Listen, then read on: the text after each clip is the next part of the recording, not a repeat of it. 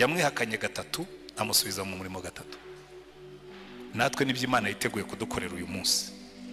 Wenda wicayemo hano wagendanaga na Yesu, ariko muri no minsi warakonje. Wagendanaga na Yesu, ariko muri no minsi isi yarakuririmbiye urikiriza. Erega hano hanze siraririmba bene data.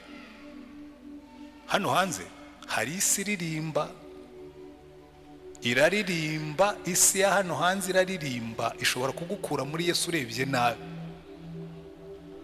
Hanyuma aramubwira ati ragira intamba zanjye. Natwe uyu munsi araduhamagara.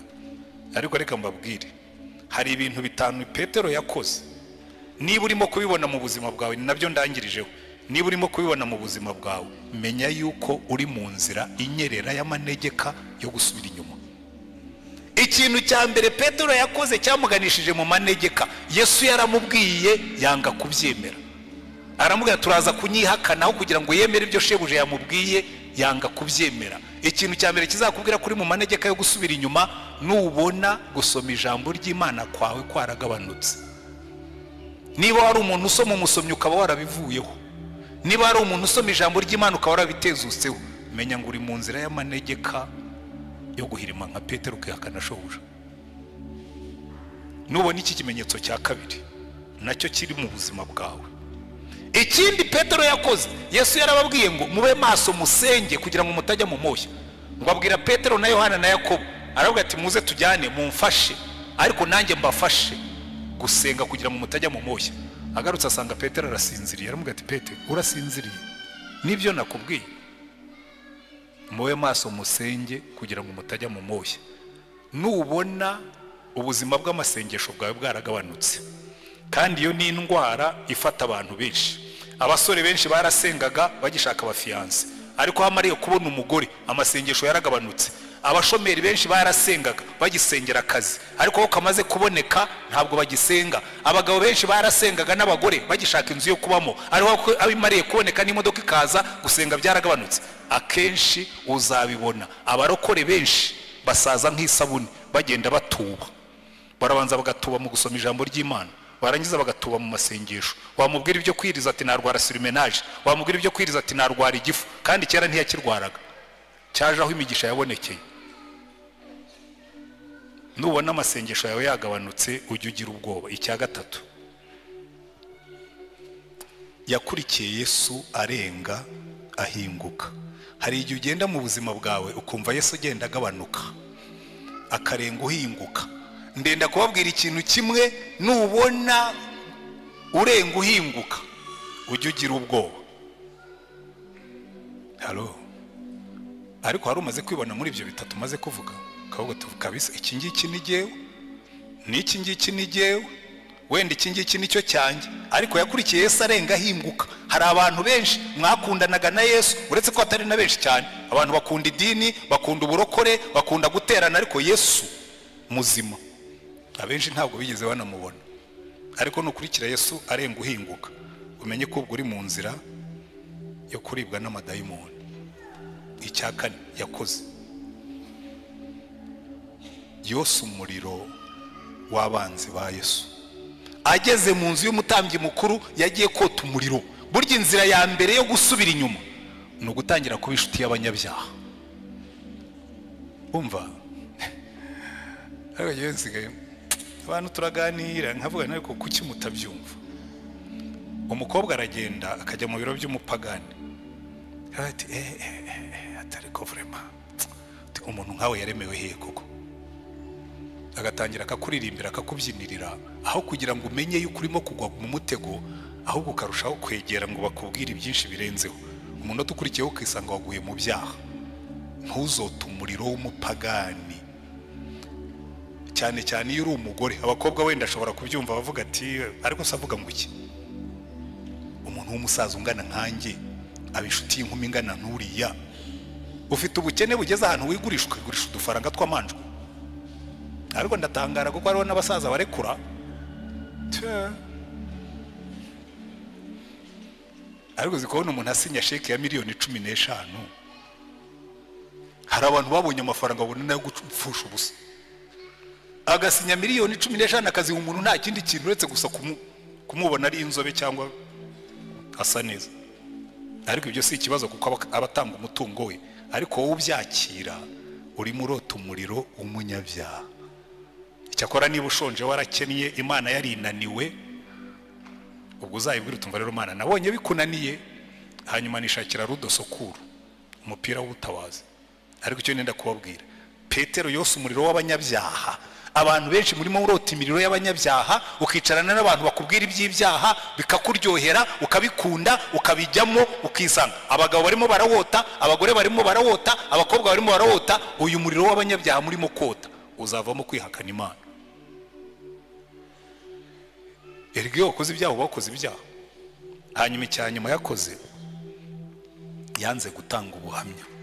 Buri ikintu kizagukiza umuriro w'abanyabyaha no gutanga ubuhamya. Niwicarana n'abanyabyaha ujye ubanza umuha ubuhamya. Umuntu natangira kukubwira ati ndagukunda ujye umubwira, cyane cyane n'uburi umugore rwose. Kirimo kumbabaza muri iyi minsi n'abagore, kuko ingo nyinshi zirimo zirasenyuka kandi harimo iyo element y'ibyaha. Umuntu utangiye kukubwira ujye umwereka impeta, umubwira utumva rero ngewe ndi umugore ufite umugabo, icyo ni kimwe. Icya kabiri ndi umugore wiyubaha, ariko icya gatatu kurutaho nubaha Yesu kandi ahaduhagaze arimo arandeba.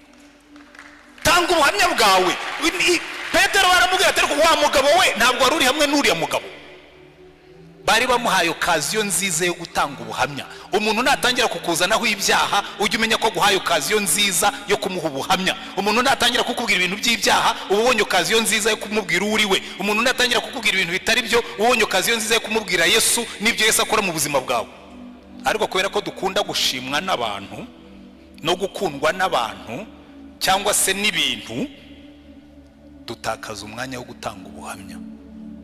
Ibi bintu bitanu nubibona mu buzima bwawe uzamenye kuri mu nzira yo kugwa. Icya mbere, nubona urukundo rw'ijambo ry'Imana rwaracogoye muri wowe, ushyireho tiko uvuge ngo ahangaha ubwo ntakirya ngiye kugira intege nke.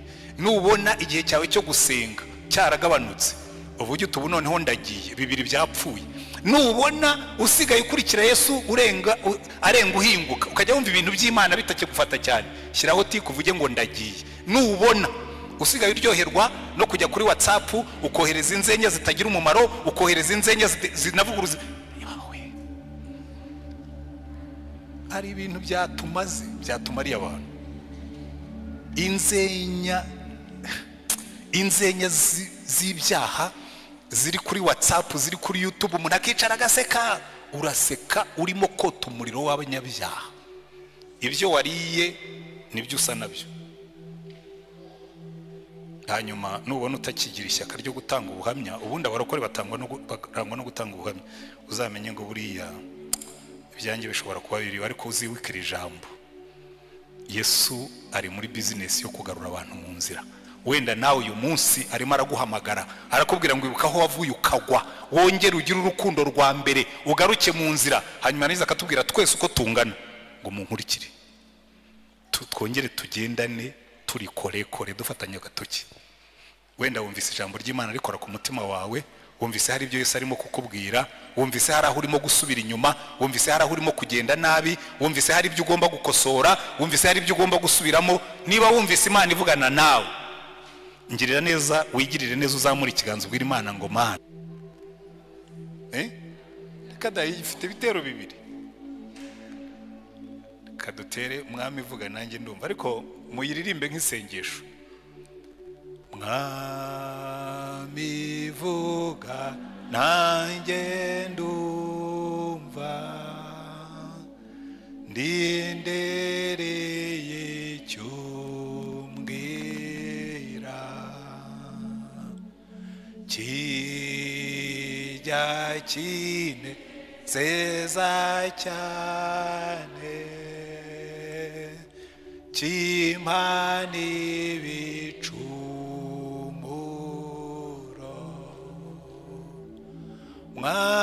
Mwami nguteza amatwi, icyo nshakaho niki. Amen. Reka ibiri bisengesho ryacu, ariko ubanza usuhuriza umuntu kuri iruhande, hanyuma nurangiza umufata ibiganza dusengeranaho iminota mikeya, hanyuma dufatanye ijambo ry'Imana. Amina. Uyu mufate rwose, nta covid igihari. Dusengerane. Turagushimye Mana yacu, mu ijambo ryawe waduhaye amasezerano menshi. Rimwe muri yo waratubwiye ngo 2 cyangwa 3 nibaterana mu izina ryawe ngo nawe uzaba uri hagati yabo. Ahandi ijambo ryawe reka tubwira ngo ababiri nibahuza umutima kugira icyo basengera data wo mu ijuru azagikora. Dufatanye mu biganza nk'ikimenyetso cyo guhuza umutima. Reka icyifuzo cyose buri wese uri hano yaba yazanye aza muri uru rusengero, imbaraga zawe zimanukire kuba igisubizo cyazo. Urambura ikiganza cyawe gukora ku muntu wese waba urwaye uri hagati muri twebwe, cyangwa ko baba basize mu rugo urwaye abandi bakaba barimo kumusengera. Izo mbaraga zikiza, zirema, zisubiranya zimanukire gukora umurimo mu hagati muri twebwe. Urambura ikiganza cyawe kugira ngo usubize imbaraga ku muntu wese wari we wase waje yihebye, waje acitse intege, waje atentebutse. Kuko Mwami Yesu waratubwiye ngo abarushye n'abaremerewe bajye baza bagusange nawe uzabaruhura. Ahandi ijambo ryawe riratubwira ngo tukwikoreza amaganya yacu yose kubera yuko wita kuri twe. Rambura ikiganza cyawe ukore ku mibiri, ukore ku bitekerezo, ukore ku mitima, ukore ku marangamutima, ukore ku bugingo bw'abantu bose. Imbaraga zawe zimanukire gukora umurimo. Kandi mu izina ryawe Mwami wacu Yesu Kristo turasenze ngo waje aremerewe n'ibyaha, kuko Mwami Yesu waravuze ngo nidukira ngo niwo ukiranukira kutubabarira kandi amaraso yawe akatwezaho ibyaha byose, ngo ariko ukwaturira ibyaha bye wese azababarirwa.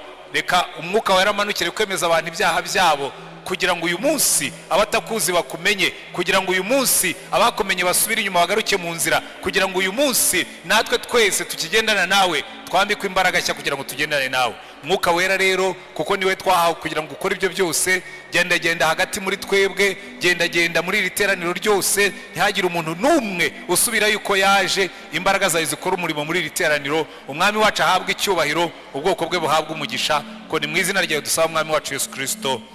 Amen. Amen. Imana ubaho umugisha cyane. Ni umunezero mwinshi kongera guterana namwe, kuko hari iminsi buri iyo umuntu yagiye mu kiruhuko cy'izabukuru habamo ikintu cyitwa umudendezo, freedom.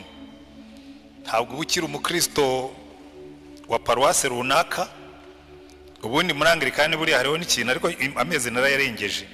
Hari ikintu kibi bagira iyo umuntu ashaje, burya yiha umudendezo wo kuvuga n'ibyo atagomba kuvuga.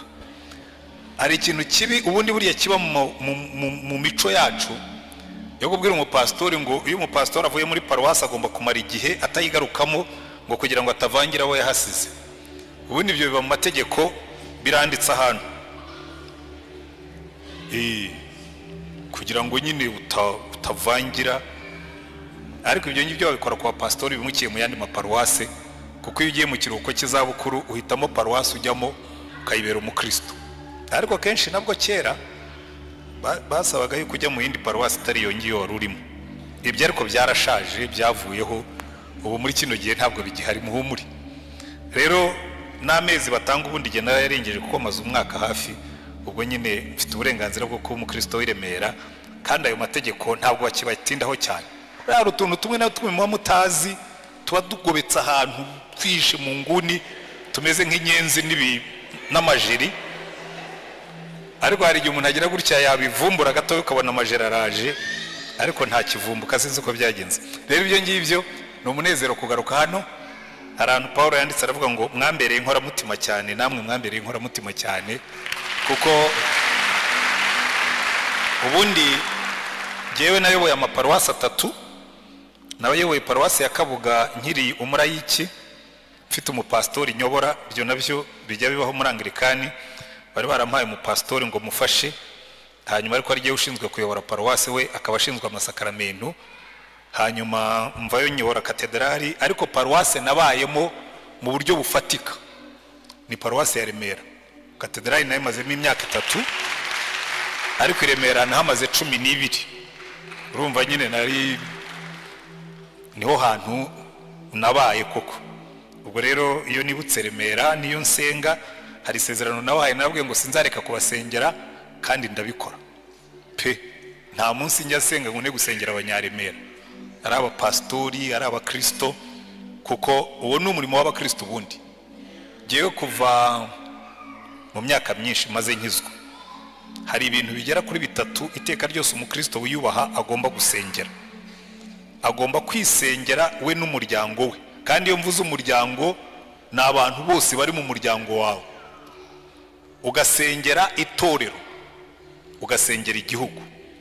Ibyo bintu bitatu. Wenda hari umuntu ubyuka agasenga ya masengesho y'ibijumba n'ibishyimbo, niko njya nyita, Mana undebe umperekeze jewe je nabanjye undinde urinde n'imbwa yanjye n'ipusi, akibagirwa ko igihugu ari kinini kuruta ibyo ngibyo. Ujye usengera igihugu, usengera itorero, usengere n'umuryango. Amen. Ubwo rero ndabasengera cyane, ni umunezero mwinshi kugaruka i Remera. Hanyuma ndeka nihute, murabizi muri kino gihe hagati ya Pasika na Pentecote inshuro nyinshi, kuko twebwe tugendera kuri kalendari y'itorero, tugenda dukurikirana urugendo rwa Yesu n'abigishwa be. Murabizi rero burya hagati ya Pasika na Pentecote hari ikintu kikwereka ubudasa bwa Yesu. Ubudasa, the difference. Buriya Yesu niho ubonera ko atari umuntu usanzwe. Iyo Yesu aba ari umuntu usanzwe, iyo aba ari nkanjye wazutse, sinajyaga mbibabwira hano, iyo aba ari nkanjye wazutse, ibyo Yesu yakoze sibyo nari gukora. Kuko twebwe buriya muri kamere y'umuntu, iyo abantu bakugiriye nabi, iyo abantu baguhemukiye, hanyuma ukaza kubona umugisha, ugomba kubanza ukabicaho. Nigeze kureba muri telefone y'umwana umwe, hari handitsemo ngo Mana uzangirire neza, kandi ugirire neza n'abanzi banjye, ubahe kurama, kugira ngo bazabone umugisha wangiriye neza. Wumvise iryo sengesho, ushobora kumva ari isengesho ryiza pe, ukavuga ati uyu ni umuntu ukunda abanzi be nkuko Yesu yatubwiye. Ariko no, igituma basengera ngo barame ni ukugira ngo azabakore ku matama bamubonye Uwiteka yamugiriye neza, akajya banyuraho akabatera ivumbi, akavuga ati ndabicaho tu mumenye ko Uwiteka yangiriye neza. Ariko nimurebe ukuntu Yesu, ibintu Yesu yakoze amaze kuzuka, ntawe yiciyeho. Ntabwo yagiye kwa Kayafa, ntabwo yagiye kwa n'abatambyi bakuru bari bamubambishije, nta nubwo yakoresheje igiterane mu rusengero kugira ngo abayuda bamenye yuko ibyo yababwiraga byari ukuri. Ahubwo imbaraga yazishyize mu kugarura ku murongo abigishwa be. Iminsi 40 yiyereka abigishwa be, abagarura mu nzira. Haleluya. Kuko ubundi cyazanye Yesu ku isi ntabwo ari ukwirata ku bantu. Burya nimubona umuntu yirata, ari abantu rimwe na rimwe ureba, niwumva umuntu akuratira diplome, akakubwira amashuri yize, akakubwira agakunda na twa tunyuguti bongeraho. Iwacu iri iyo twakuriye baravuga ngo imfizi ngufi ngo zisunga imigina. Hari igihe rero umuntu yisunga umugina kugira ngo agaragare, akavuga ati ariko kuki mutanyita doctor, ntabwo muzi ko nize? Kuki mutanyita reverend? Umupastor mwegeze kutubwira nako kuko twari turi mu ishuri, hanyuma aravuga ati rwose uyu munsi ndumva nsinzwe ko nabigishe. Ndabwira ntariko mujye mwitondera amatitire, kuko titire si kugira uriwe. Noneho ariko narabisobanuye cyane, sinshaka kubisobanura cyane hano, ubwo ndavuga nigisha abanyeshuri kuko ni ibintu twari turimo kwiga. Noneho aramanika, bari bafite uburenganzira bwo kumanika. Iyo nigisha jewe n'abanyeshuri bafite uburenganzira bwo kumanika, bakabaza cyangwa bakavuga. Arambwira ati reka mbanze nihane, ati mbabwira ikintu mbaturire. Ati umukristo ahirutse kunyandikira, arangura mbwira ngo mwene data kanaka, ati umujinya narakaye watumye ntanamusubiza, anyita mwene data Rutayisire Antoine. Bangira pastori se ntabwo yabizi, bangira kanoni ntabwo yabyumvise, yagombaga kwandika reverend kanoni.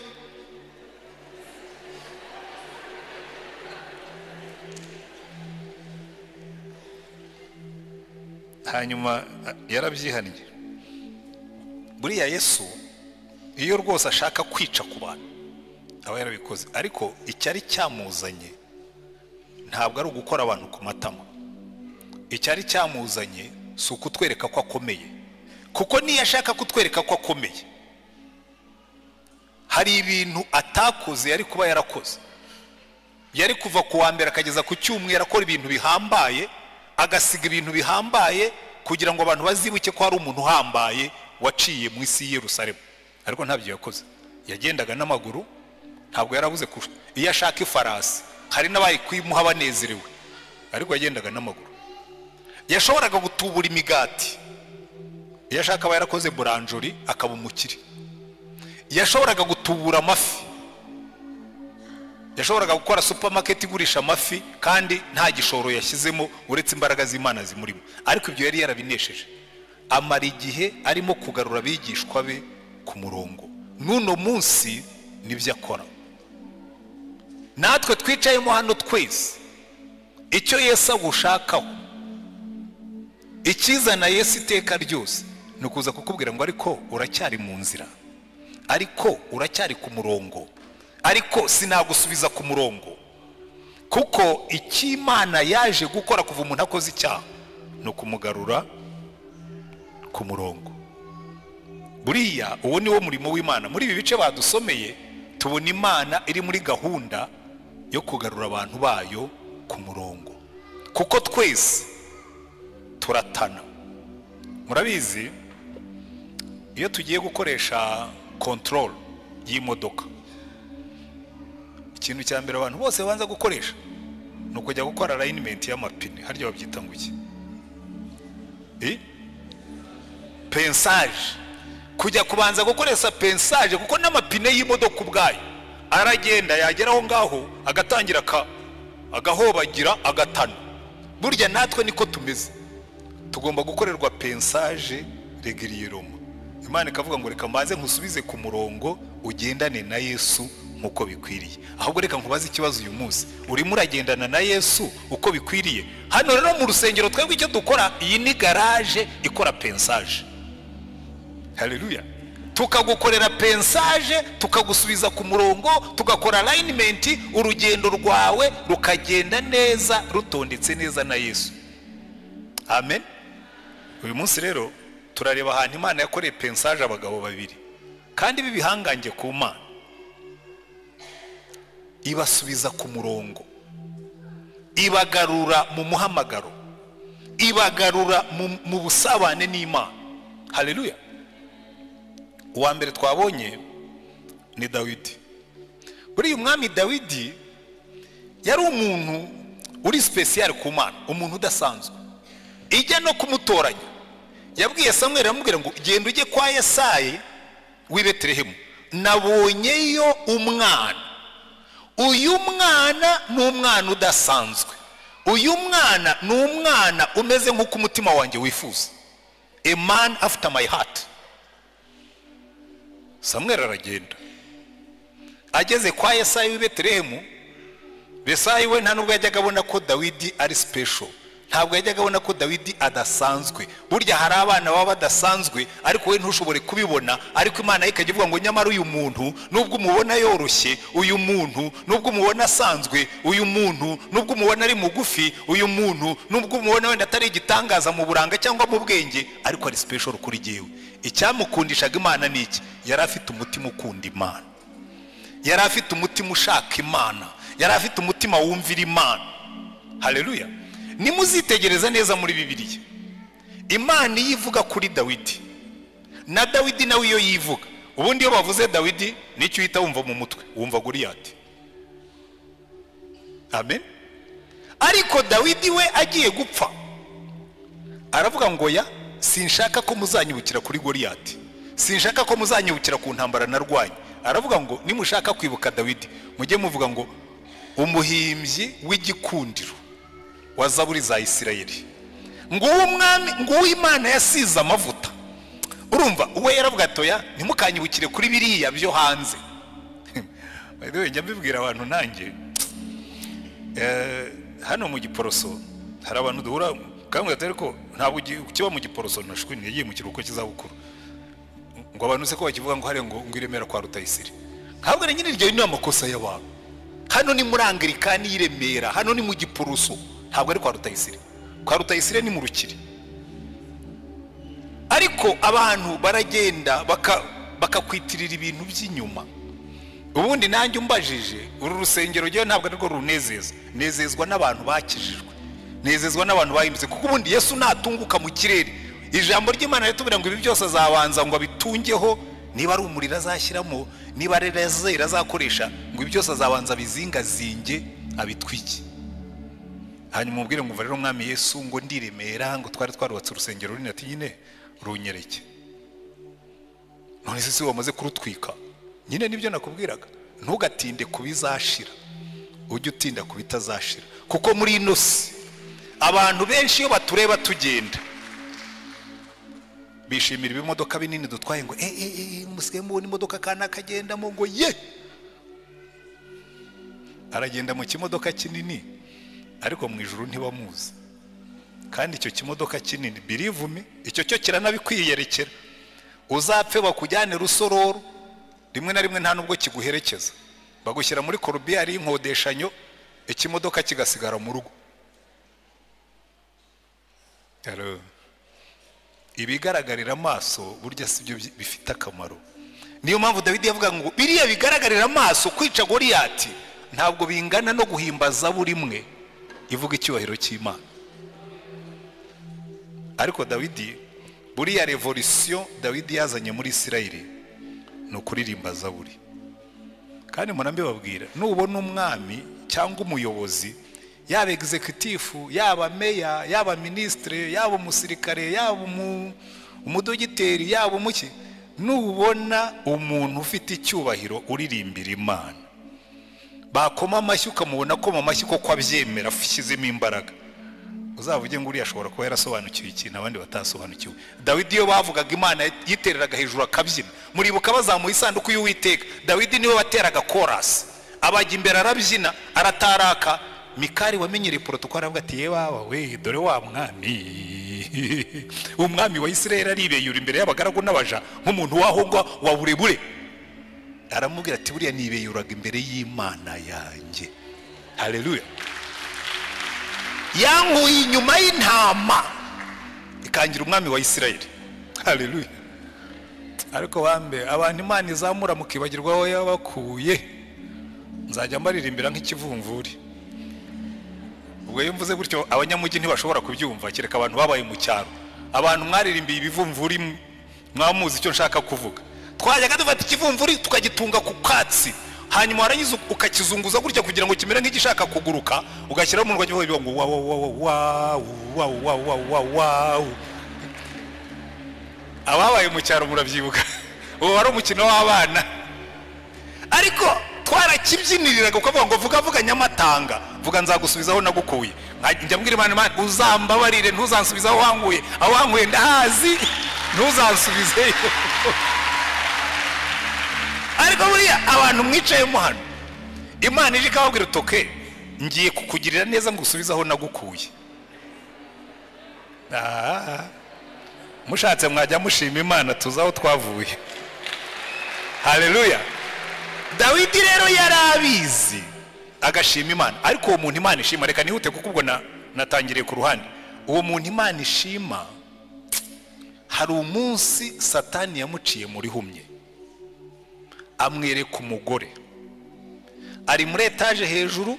Hari abantu ujya numva babeshyera Batisheba, ngo urumva ngo Batisheba, ngo hari nabo njya numva bavuga ngo hari abagore mumeze nka, ngo abakobwa mumeze nka Batisheba, ngo mwambara utuntu tugufi ngo tugakurura amaso y'abagabo. Mbabwiza ukuri, Batisheba yari totally innocent muri kiriya kibazo. Ikibazo cya Batisheba nta ruhare yari yarakigizemo. Kuvuga ukuri mwiza nta kosa uba wakoze. Yirereye iwe mu gikari. Murabiza erega hari abantu twavukiye ahantu hataba dushe, twiyuhagiriraga mu gikari. Yirereye iwe mu gikari arimo ariyuhagira.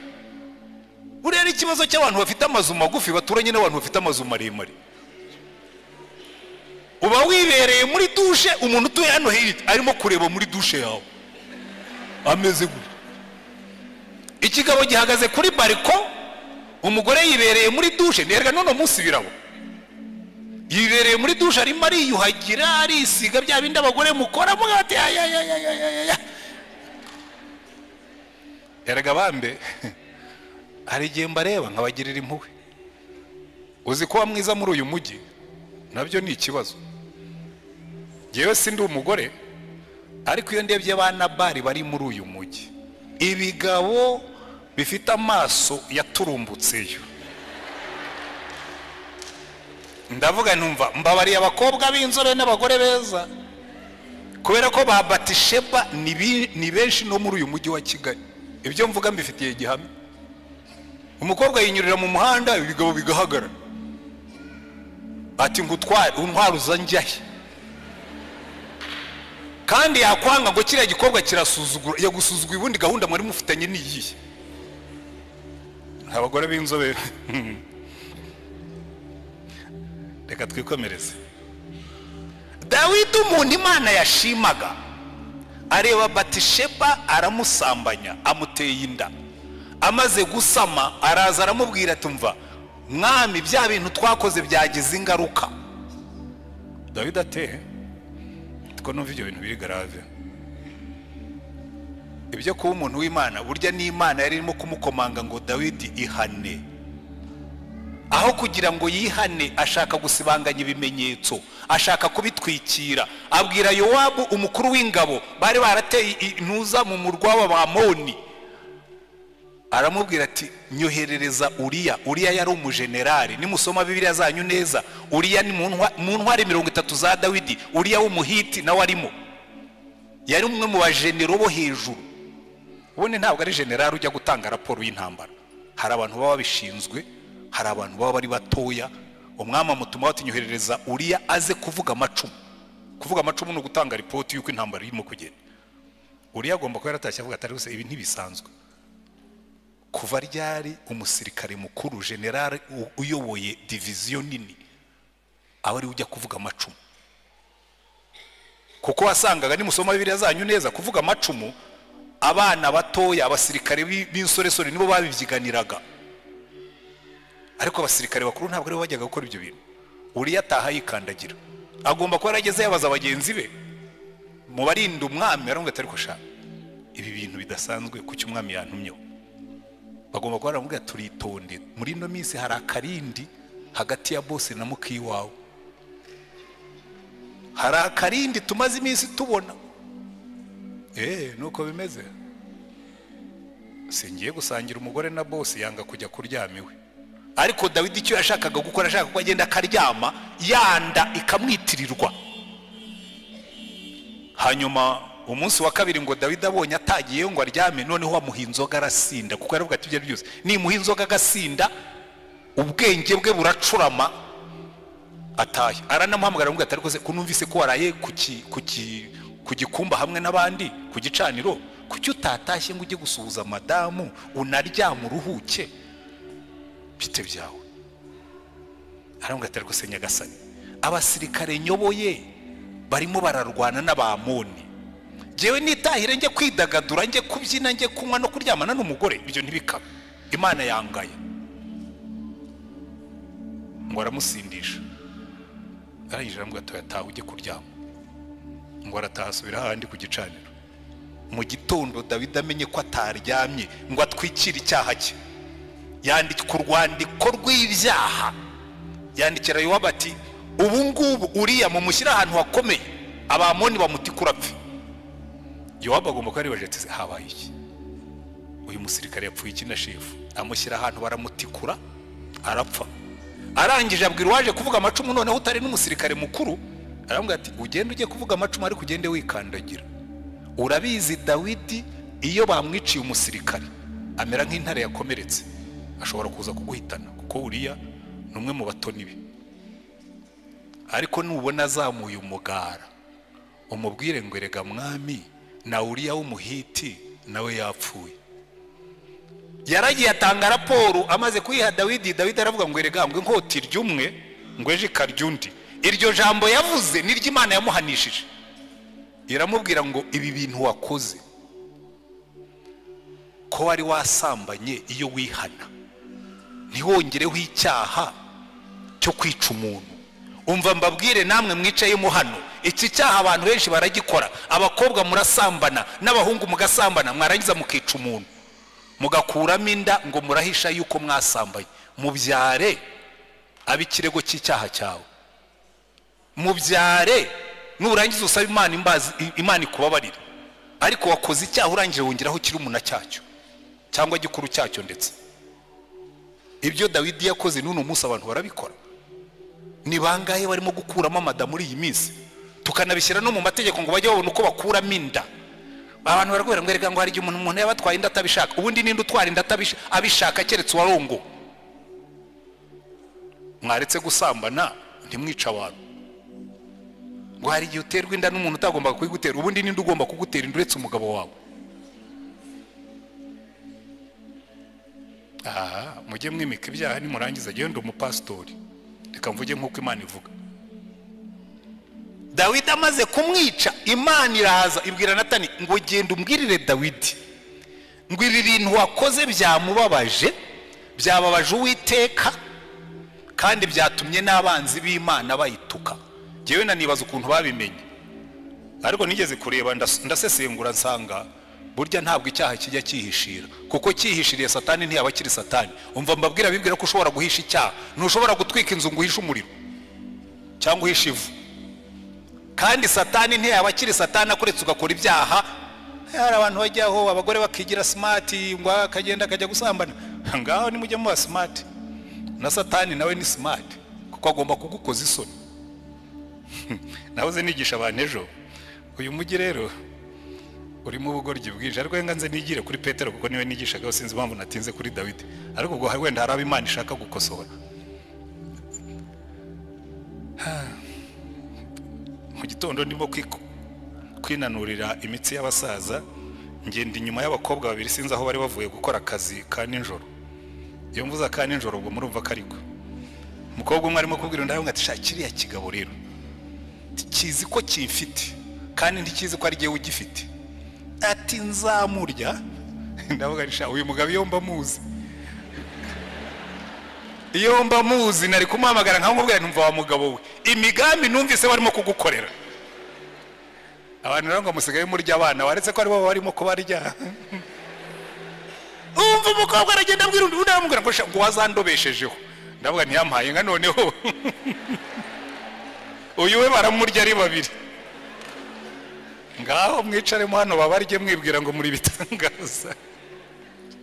Umva hari buriya mu gitondo giye buriya ushaka kumenya uko umujyi waraye, ujye ukora siporo mu gitondo. Uhere saa 11 ugeze saa 1 imodoka zitangiye kugenda, kuko saa 11 n'igice kugeza saa 1 hagenda abanyamaguru, kandi abanyamaguru iyo bagenda baganira. Kandi giyewe ngira ingeso yo kwandarika amatwi yanjye iyo ngenda ndumva ngenda numva. Hari abanyuraho barimo kuririmba, hari abanyuraho barimo kwitotomba, hari abanyuraho barimo kuvuga nk'ibyo ngibyo nababwiraga, bituma umenya uko umujyi uteye. Dawidi Imana imutuma yaramubwira ngo kuva wakoze icyo cyaha inkota ntizava mu rugo rwawe. Ariko icyatumye Imana imutumaho Natani yaramubwiye ngo icyaha cyawe nakikubabariye nagitwikiriye, kuko Imana yacu iba muri business yo kugarura abantu mu nzira. Kuva Adamu na Eva bakoze icyaha, Imana iri muri business, iri mu murimo wo kugarura abantu mu nzira. Niba nawe wicayemo hano ukaba warigeze kugendana n'Imana ariko ukaba warasubiye inyuma, ukaba waragiye nka Dawidi cyangwa ukagenda nka Petero tugiye kuvugaho mu magambo makeya, Imana uyu munsi yakuntumye wirambwira ngo mbwirira abantu banjye ngo nimugarukire Yesu. Haleluya. Kuko niwo murimo wazanye Yesu, kugarura abantu be, ngo yaje gushaka icyari cyazimiye. Dawidi Imana iramubabarira ariko ibihano birakurikira.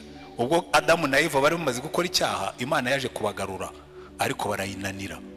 Imana ibwira Adamu ariko se wabwiwe n'iki ko wambaye ubusa? Ntabwo waba wariye rwa rubuto nakuje ngo sigewe n'uriya mugore. Ibaza umugore atari se Eva byagenze bite ngo urya ubuto nawe uje? Sigewe n'iriya nzoka. Bikwereka ngo abantu ntibajya bakunda kwihana, ahubwo bagukunda gukora nka Dawidi, barenzaho, baratwikira, barihishahisha, barabundabunda. Ariko Imana ikazi kaguhagararira ngo ntushobora kubundabunda nkureba, garuka mu nzira. abarimo kubundabunda mwese mu buryo bumwe cyangwa ubundi ndabashuhuje, ariko Imana irababwiye ngo garuka mu nzira, kuko ntushobora kwihisha amaso y'Imana. Umuntu aragenda akazenya amatara, agakinga urugi, agashyiramo urufunguzo. Imana yo no mu mwijima irareba, iravuga ngo no mu mwijima ibintu byose bigaragara nk'ibiri mu cyo witangaza. Umuntu akagenda, tuzagenda tujye kuri aho batatureba. Niyo wajya Dubai uzasanga Imana ariho gutegerereje, ntaho uzihisha amaso y'Uwiteka. Yego ibyo mbabwira bifite reference. Umugabo asezerana n'umugore utari uwe, umugore akandika nk'ugiye ku kazi ngo agiye muri misiyo, ku kazi agasiga asabye konje akabeshya ko agiye mu rugo, bagahurira Rusizi. Kandi Uwiteka barimo kukureba, ariko umutima w'Imana ni umutima wo kutubabarira. Niba wicayemo hano warakiriye Yesu nk'umucunguzi n'umwami, kandi ukabuzi neza kurimo kugenda ubundabunda mu byaha, uyu ni wo munsi wo kubwira Imana ngo Mana mukiza, numvise ijwi ryawe ry'imbabazi, rimpamagara ngo nozwe n'amaraso ya.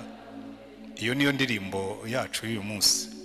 Ariko ni muntu twarebye, reka nihute, dufite undi muntu w'igitangaza witwa Petero. Uyu Petero rero yari inkoramutima ya Yesu mu buryo budasanzwe. Ahantu hose Yesu yagiye afite ikintu agiye gukorayo, yatwaraga Petero.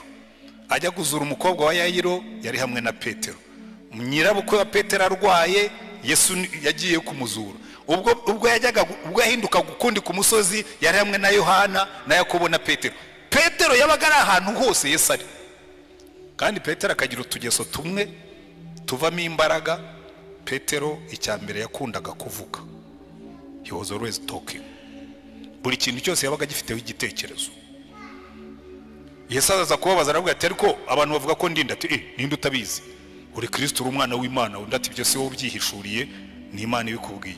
Ariko mu munota ukurikiye aravuga ati rero ubwo mwamenye uwo ndiwe, icyazanye Kristo ni ugupfira abari mu isi. Petero araza ati nkubwire rero, mugire inama ya kigabo, ibi rero byo ubyibagirwe. Ndakugira inama y'umunyabwenge, ntabwo umuntu nkawe akwiye kujya ku musaraba bakakubamba duhari. Yesu aramubwira ati inyuma yanjye Satani. Yaramaze kumushima nk'ufite ishuri warangije, amuhinduye Satani. Kubera iki? Petero byose byamucagamo. Hari abantu bameze nka Petero, iyo bageze mu kabyiniro barafashwa, niyo bageze mu rusengero barafashwa, hose barafashwa. Satani ashobora kumukoreramo nk'uko Imana imukoreramo. Halo, abafashirizwa hose ndabashuhuje. Ariko Petero Yesu agiye kubambwa aramubwira ati rero Petero, wowe ibyawe ubyitondemo. Ko mwitegereza Petero yari afite ibintu byinshi. Aramubwira ati witonde, wowe Satani yagusabye ngo akugosore. Petero aramubwira ati oya, ntabwo nzi jyewe Simoni mwene Yona, icyatsi cya muranda kirandurwa n'uwihaza, cyo sinshobora. Wenda ngaba abandi basigaye bashobora kukwihakana, ariko no to me jyewe utubana utanze. Saramureba aramubwira ati ariko Petero, kuramo amashagaga uranyihana kana gatatu. Petero aramubwira agatoki ati ndakurahira rwose. Yesu aramwihorera yikomereza urugendo. Yaramwihakanye, ariko birangije reka tugera aha ngaho twasomye uyu munsi. Yesu amaze kuzuka, kwa kundi nababwiye atakoze ibyo abantu bari bategereje. Bari bategereje ko namara kuzuka ari buze akagarura ubwami bwa Isirayeli, bakagura amakote bakicara mu myanya, abantu bakamenya yuko batataye umwanya bamukurikira. Azutse babona nta kintu arimo gukora. Petero rero nk'umuntu ukunda ibikorwa ibifatika, ahamagara abagabo n'ubundi bateye nkawe bakunda ibifatika. Burya abagabo niko tumeze. Nuhamagara amasengesho abagabo ntibazaza, nuhamagara muri fundraising bazaza ari benshi, kuko abagabo twe dukunda ibintu birimo imbaraga bigaragaza ko turi abagabo nyine. Hanyuma Petero abwira Yohana na Yakobo bene Zebedayo, abagabo babiri bakunda akuba active motive.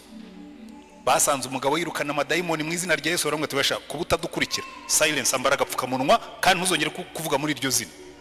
Baca mu mudugudu w'abasamariya banze kubacumbikira, babwira Yesu bati twemerere tumanura inkuba n'imirabyo n'umuriro tubatwike. Saravuga ati ariko saba bene Zebedayo muratwika abantu. Undi munsi baramubwira ati ariko nugera mu bwami bwawe ndashaka ko Yohana azicara ibumoso nanjye nkicara iburyo, tukajya abantu batubona nyine bakamenya yuko Yesu aravuga ati izo ambisiyo zanyu. Nabo bari bahari.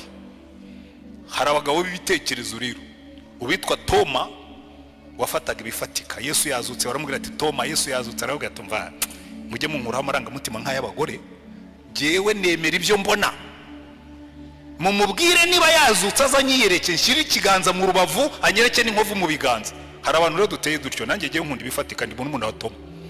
Numbwira ngo kwizera kurakora, banza ubikore mbibone. Wimbwira ngo wazuye umuntu Tanzania, muzuri Kigali nanjye mubone wamuzuye. Kiye nshaka ibintu bifatika. Na Toma yarahari. Hari n'undi mugabo w'umusesenguzi witwa Natanayeli. Baramubwiye terega twabonye Mesiya, ati Mesiya. Ariko se mwebwe mugira ubwenge, hari icyiza cya Nazareti. Murambwira ngo mwabonye Mesiya uvi Nazareti. Baramubwira ati ariko ngwino urebe. Ariko yaraje abonye Yesu, Yesu aramureba aramubwira turabizi wenda kwemera cyane, uri umuyuda utigira mu buhendanye, tugiye uranzi. Ati ntakumenya se, uri munsi y'igiti cy'umutini nakurebaga, sinzi icyo yari yahakoze. Ariko kuva Yesu yarabizi, yaramubwira ati mva kubuza ibyo nakoze munsi y'igiti cy'umutini, uri umwana w'Imana. Yewe hari ibintu umuntu akora yiherereye.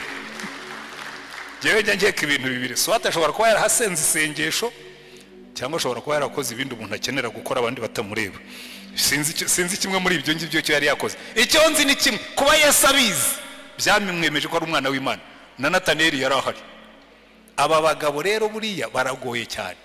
Petero aravuga ati ariko murabona ibintu by'uyu mugabo bisobanuka, tugiye nisubiriye kuroba. Baterega natwe turajyana. Baragenda bajya kuroba, Yesu arabihorera bararoba, bafata ubusa ijoro ryose, mu gitondo bakora ku matama ariko mu kinyabupfura. Araza watafite n'ubwato, adafite n'ibikoresho, afata ifi. Niba yarazihamagaye zikizana, niba yarabigenje simbizi, afata ifi arazotsa. Arongera avuga ati bagarison bana banjye hirya hose mu burobyi murimo murafata se? Bati wapi, twaraye turoba ntacyo twafashe. Ariko ubundi ubwo mwebwe iyo mirobere yanyu ni munajya inshundura iburyo. Bazinazi iburyo ngo bafata amafi menshi yuzuramo. Aho bari bahagaze hari amafi ariko ntibashobora kuyafata. Yohana abwira Petero, turabizi Petero twafashwe, uriya ni boss, nta wundi ushobora gukora ibintu nk'ibi. Petero yakoze ubugoryi ngo afata imyenda yishyiramo. Ubundi umuntu yagiye kwinaga mu mazi akuramo imyenda, we yagiye kwinaga mu mazi arabanza arambara. Aroga aragenda asanga Yesu, Yesu aramwihorera. Buriya Yesu akora nk'abamama. Kera mama iyo yabaga ashaka kunkosora ku bintu ntabwo yambwiraga atarangaburira, yarekaga nkabanza nkarya kugira ngo atantesha apeti. Namara kurya akambwira atari ku bundi biriya bintu. Na Yesu yarabaretse barabanza bararya kuko bari baraye baroba ntacyo bafashe. Amaze kubahifa aramubwira ati Petero tubisubiremo rero, reka dukore dekonte, dukore reviziyo, dukore controle. Ubundi urankunda kurusha abangaba. Petero aravuga ati mwami uzi ko nkukunda. Mu zindi translations mukundi guhindura kwa Bibiliya, ijambo Yesu yakoreshaga yaramwaje ngo urankunda n'umutima wose n'ubwenge bwose n'imbaraga zose, agape. Aramubwira ngo ngewe ndi inshuti yawe Filewo. Aramubwira ati ragira abana b'intama zanjye. Amushubije mu cyizere. Umuntu uzakwizera akaguha n'abana be, ujye umenya ko burya yakwizeye koko. Ragira abana b'intama zanjye. Kandi intama za Yesu ni abantu, ntabwo ari intama ziriya z'inyamaswa. Oya, abantu bamaze iminsi bamereye nabe ngo ninjye gushaka famu, ntabwo ndakicwa ndakamanikwa. Mbe nararagiye abantu ndangize ndagira inka noya, nzaragira abantu ndinde mpfa. Yesu yarambwiye ngo ragira abana b'intama zanjye, nzaragira abantu. Inka mujye muziragira mu mpamata nzayagura. Ariko byo gusubira kujya gukora amafamu no kwiruka inyuma y'inka byararangiye kera.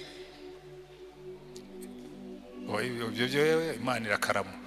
Abajya guhinga ibigori n'ibikomereza umurimo nzajya ndya kawunga naguze. ariko amugiriye icyizere aramubwira ati ragira abana b'intama zanjye. Arongera amusubiriramo kuko yamwihakanye gatatu. Ariko Petero uribuka shaho urimo kwitotomba ngo uri icyatsi cya muranda kirandurwa n'uwihaze, ngo aba bose bashobora urankunda kuruta abangaba. Buriya mu magambo make yamusubiriyemo ibyo yari yavuze. Uko yamwihakanye gatatu niko yamugaruye mu murimo gatatu. Aramubwira ati mwami ndi inshuti yawe. Aramubwira ati ragira n'intama nazo ndaziguhaye. Noneho ubwa gatatu akoresha rya jambo yakoresheje. Aramubwira ati ariko se ubundi uri n'inshuti yanjye. Nicyo cyababaje Petero, avuga ati noneho n'ubucuti nabwo arabushidikanije, kuko inshuti yo ishobora kugutererana kandi zijya zibikora. Hari ahantu Imana ivuga ngo ariko se ngo umubyeyi yakwibagirwa umwana we ngo ngo ashobora kumwibagirwa, ngo ariko jyewe sinzabibagirwa kuko nabaciye mu biganza nk'imanzi. Ese inshuti ishobora guhemukira inshuti? N'abagabo bahemukira abagore basezeranye. Ariko se inshuti ishobora guhemuka? N'umuvandimwe arahemuka. Ariko Yesu akavuga ngo ya jyewe sinzabahemukira. Aramubaza ati no kuba inshuti uri inshuti? Ngo Petero arababara aramubwira ngo mwami umenya byose, n'ububwa bwanjye urabuzi, ndi ikivangavange, mfitemo urukundo rugukunda ariko mfitemo n'ububwa, mfitemo urukundo rugukunda ariko mfitemo n'ibindi, ariko urabizi neza ndagukunda. Aramubwira ati ragira intama zanjye. Yamwihakanye gatatu amusubiza mu murimo gatatu. Natwe nibyo Imana yiteguye kudukorera uyu munsi. Wenda wicayemo hano wagendanaga na Yesu, ariko muri no minsi warakonje. Wagendanaga na Yesu, ariko muri no minsi isi yarakuririmbiye urikiriza. Erega hano hanze isi iraririmba bene data. Hano hanze hari isi iririmba, iraririmba. Isi ya hano hanze iraririmba, ishobora kugukura muri Yesu urebye nabi. Hanyuma aramubwira ati ragira intama zanjye. Natwe uyu munsi araduhamagara. Ariko reka mbabwire, hari ibintu bitanu Petero yakoze. Niba urimo kubibona mu buzima bwawe, ni nabyo ndangirijeho.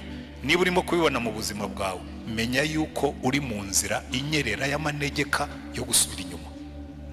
Ikintu cya mbere Petero yakoze cyamuganishije mu manegeka, Yesu yaramubwiye yanga kubyemera.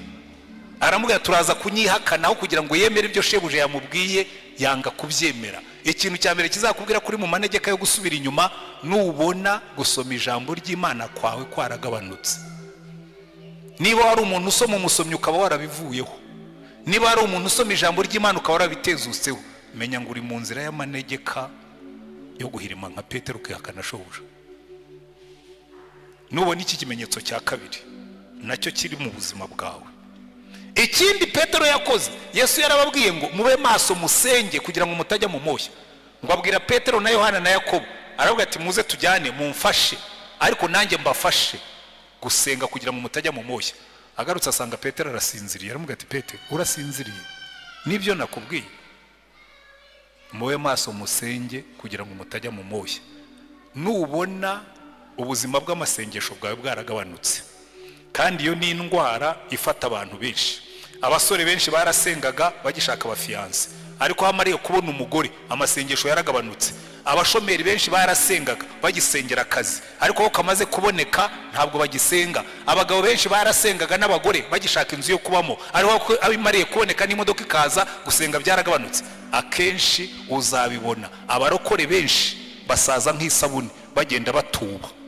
Barabanza bagatuba mu gusoma ijambo ry'Imana, barangiza bagatuba mu masengesho. Wamubwira ibyo kwiriza ati narwara sirimenage, wamubwira ibyo kwiriza ati narwara igifu, kandi kera ntiyakirwaraga, cyaje aho imigisha yabonekeye.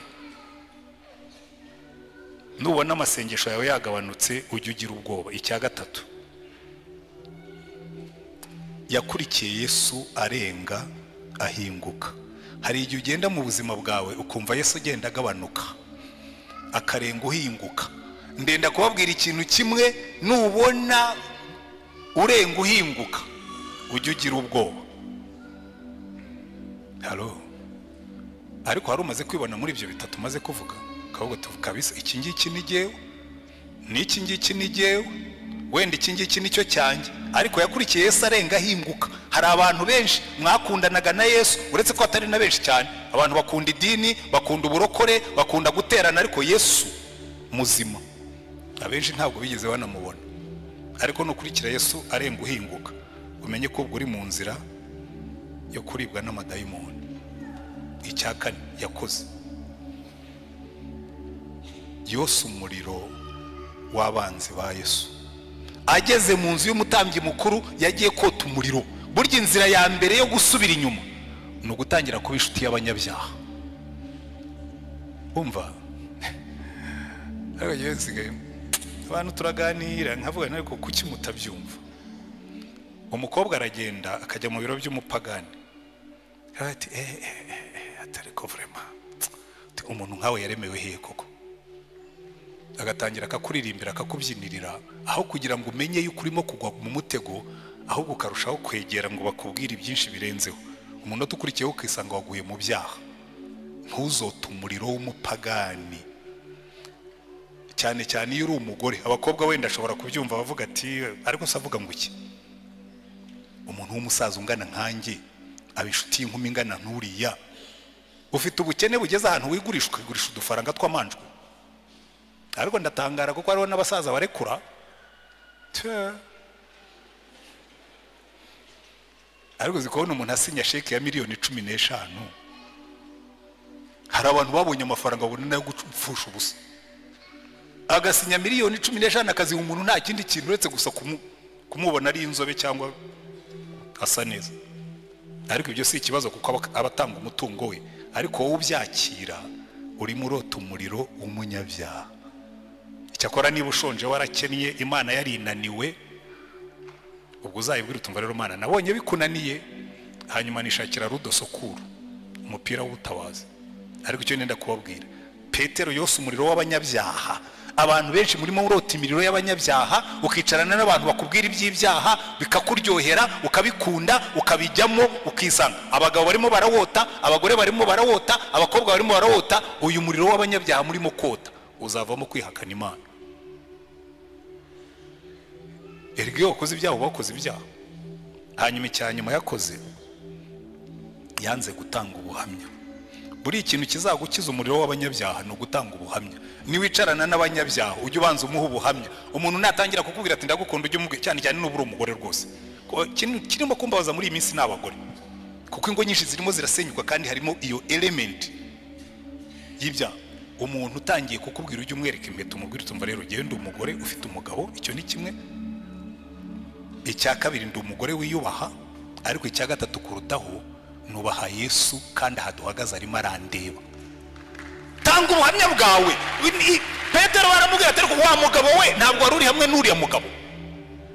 Bari bamuhaye okaziyo nziza yo gutanga ubuhamya. Umuntu natangira kukuzanaho ibyaha ujye umenya ko guhaye okaziyo nziza yo kumuha ubuhamya. Umuntu natangira kukubwira ibintu by'ibyaha ubonye okaziyo nziza yo kumubwira uri we. Umuntu natangira kukubwira ibintu bitari byo ubonye okaziyo nziza yo kumubwira Yesu n'ibyo Yesu akora mu buzima bwawe. Ariko kubera ko dukunda gushimwa n'abantu no gukundwa n'abantu cyangwa se n'ibintu, dutakaza umwanya wo gutanga ubuhamya. Ibi bintu bitanu nubibona mu buzima bwawe uzamenye kuri mu nzira yo kugwa. Icya mbere, nubona urukundo rw'ijambo ry'Imana rwaracogoye muri wowe, ushyireho tiko uvuge ngo ahangaha ubwo ntakirya ngiye kugira intege nke. Nubona igihe cyawe cyo gusenga cyaragabanutse, uvuge utubu noneho ndagiye, bibiri byapfuye. Nubona usigaye ukurikira Yesu arenga uhinguka, ukajya wumva ibintu by'Imana bitake gufata cyane, shyiraho tiko uvuge ngo ndagiye. Nubona usigaye uryoherwa no kujya kuri WhatsApp ukohereza inzenya zitagira umumaro, ukohereza inzenya zinavuguruza yawe, ari ibintu byatumariye abantu. Inzenya z'ibyaha ziri kuri WhatsApp, ziri kuri YouTube, umuntu akicara agaseka. Uraseka urimo kota umuriro w'abanyabyaha. Ibyo wariye nibyo usa nabyo. Hanyuma nubona utakigira ishyaka ryo gutanga ubuhamya, ubundi abarokore batangwa no gutanga ubuhamya, uzamenye ngo buriya ibyanjye bishobora kuba biri, ariko uzibukira ijambo. Yesu ari muri business yo kugarura abantu mu nzira. Wenda nawe uyu munsi arimo araguhamagara, arakubwira ngo ibuka aho wavuye ukagwa, wongere ugire urukundo rwa mbere, ugaruke mu nzira. Hanyuma niza akatubwira twese uko tungana ngo munkurikire, twongere tugendane turi korekore dufatanye agatoki. Wenda wumvise ijambo ry'Imana rikora ku mutima wawe, wumvise hari ibyo Yesu arimo kukubwira, wumvise hari aho urimo gusubira inyuma, wumvise hari aho urimo kugenda nabi, wumvise hari ibyo ugomba gukosora, wumvise hari ibyo ugomba gusubiramo. Niba wumvise Imana ivugana nawe, ngirira neza, wigirire neza, uzamura ikiganza ubwira Imana ngo Mana. Buri igituma abantu bamwe baba bagome, igituma abantu bamwe baba bagome, nta muntu bajya basengera. Abyuka mu gitondo ahekenya amenyo, kaza kuryama nimugoroba ahekenya amenyo, arimo gupanga uwo azagirira nabi, arimo gupanga uwo azahemukira, ntabwo ajya atanga umugisha. Bibiliya bivugamo bene uwo muntu avuga ngo uwo muntu ngo ntawe yajya agahesha umugisha. Muraza kubishaka muri Bibiliya zanyu, muraza kubibona. Rero ngiye muzige guhesha abantu umugisha. Nituza mu rusengero cyane cyane, ujye ureba umuntu kuri ruhande umuhesha umugisha, sibyo? Umusabira imigisha yose ibaho, kandi nurangiza ubigira umuco. Nubyuka mu gitondo, ikintu cya mbere uzajya ukora, ujye ubanza ushima Imana, nurangiza usabira abantu bose umugisha. Niyo waba uramutse nabi, uvuga ngo Mana, nubwo ndamutse nabi ariko ndasaba umugisha, kuko ibyo unaga hejuru nibyo bikugwaho, ibyo usabira abandi burya nibyo bikuzaho, kuko niko bikora. Icyo undaze mu kirere nicyo kigwa mu murima wawe. Iyo uzamuye umugisha haza umugisha, iyo uzamuye imivumo burya nayo iragukurikira. Ngo yajyaga yicara akavuma ngo bukeye umuvumo nawe umugarukaho. Niko Bibiliya ivuga. Reka dusenge Imana. Sabira umugisha uwo muntu kuri ruhande, imigisha y'uburyo n'iy'ubumoso n'iyo hejuru n'iyo hasi. Turagushimye Mwami Mana yacu, n'umunezero wacu iteka ryose iyo duteranye dutya mu izina ryawe. Kandi waratubwiye Mwami Yesu ngo babiri cyangwa batatu nibaterana mu izina ryawe nawe uzaza uburi hagati yabo, ngo kandi ababiri nibahuza umutima kugira icyo basaba ngo nawe uzagikora. None duhurije umutima gusabira ibyifuzo byose birimo kuzamuka mu mitima yacu. Turasengera umuntu wese waje hano arwaye mu izina ryawe Mwami wacu Yesu Kristo. Si rimwe si kabiri si gatatu twasenze, abantu bakazatanga ubuhamya ngo barasenze numva ndakize. Rambura ikiganza cyawe wongere ubikore, ukore ku mibiri y'abarwaye uyikize, ukore ku mibiri y'abaje bafite intege nke uyongeremo imbaraga, ukore ku mitima y'abaje bihebye uyisubizemo ibyiringiro, ukore ku mitima y'abantu baje bafite ibyaha ubyirukanemo mu izina rya Mwami wacu Yesu Kristo, ubisimbuze gukiranuka. Rambura ikiganza cyawe ukore kuri buri muntu wese uri aha ngaha, uwaje yihebye abone ibyiringiro byawe, kuko Mwami Yesu waravuze ngo abarushye n'abaremerewe ngo bajye baza bagusange uzajya ubaruhura. Kandi Mwami Yesu ibyo wakoraga kera n'uno munsi uracyabikora. Reka imbaraga z'umwuka wera zigendagende hagati muri twebwe. Iri jambo ryawe tugiye gufatanya, Mwuka wera ushyiremo imbaraga, uriho umugisha, rikore ku mitima y'abantu, kandi buri muntu wese umusobanurira ibyo Umwami wacu amutegerejeho. Reka imbaraga zawe zigendagende muri iri teraniro, reka imbaraga zawe zigendagende muri aba bantu, reka imbaraga zawe zikorere mu mibiri yacu, reka imbaraga zawe zikorere mu mitima yacu, reka imbaraga zawe zikorere mu bwenge bwacu, reka imbaraga zawe zikorere mu bugingo bwacu, kugira ngo izina ryawe rishyirwe hejuru kandi aba bantu bose bahabwe umugisha. Wumve gusenga dusengeye aha ngaha. Uyu mwanya wose tugiye kumara twiga ijambo ryawe, uwuhe umugisha, wigaragaze nk'Imana, ubwoko bwawe buhabwe umugisha, nawe tuguhaye icyubahiro, ko ni mu izina ryawe dusabye Mwami wacu Yesu Kristo. Amen. Amen. Wari umusogongero, ntabwo nshatse ko barekura ngo musenge cyane kuko turihuta, kugira ngo cya kirori cyane tina ngondo nyine tutaza kugipfubya. Amina. Murabizi Anete ntiyabivuze mwumva ngo akunda ibirori. Uriya n'abantu bakunda ibirori bakunda no kugabura. Rero ndagira ngo sosi y'abandi taza guhora tukirimo gufashirizwa mu rusengero. Ndagira ngo mbere yuko dutangira kwiga ijambo ry'Imana mbanze mbahe intashyo. Maze iminsi ntari ntangane nagiye mu gihugu cya Malawi, bari bafiteyo prayer breakfast, amasengesho yo gusengera igihugu. Rwose twagize ibihe byiza cyane. Burya hari ahantu ujya ukumva uranezerewe. Abantu b'abayobozi, bamwe ni umuntu w'umucamanza mukuru mu rukiko rw'ikirenga, undi ni umuyobozi mu bintu bya private sector, undi abantu barasenzera vuga ariko abantu barasenga neza. Amina. Kandi igihugu cyabo gikeneye gusengerwa cyane, kuko twe twarangije amatora, turimo turatanga amashimwe, kandi bo bazatora umwaka utaha mu kwezi kwa 9. Ubwo nawe nuko basha gusenga kugira ngo n'ibyabo bizagende neza. Rero hari ibihugu bimwe na bimwe amatora nyine abari urugamba. Tekereza ubu ngo abakandida b'amashyaka amwe bamaze kugera hanze. Mbese urebye muri make ubwo kampanye barayitangiye, kandi hari ibihugu bimwe na bimwe kampanye zabo zizamo no gutera amabuye n'ibindi nk'ibyo. Rero urumva turabasengera cyane.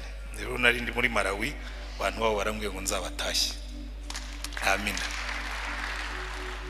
Hanyuma icya kabiri, kera twiga kubwiriza, mwari umwe yaratubwiye ngo itangazo rikomeye ujye uritanga mbere yo kubwiriza, kuko icyo gihe abantu bose baba bagikangutse bakiri maso, utarabatera fenerega ngo basinzire.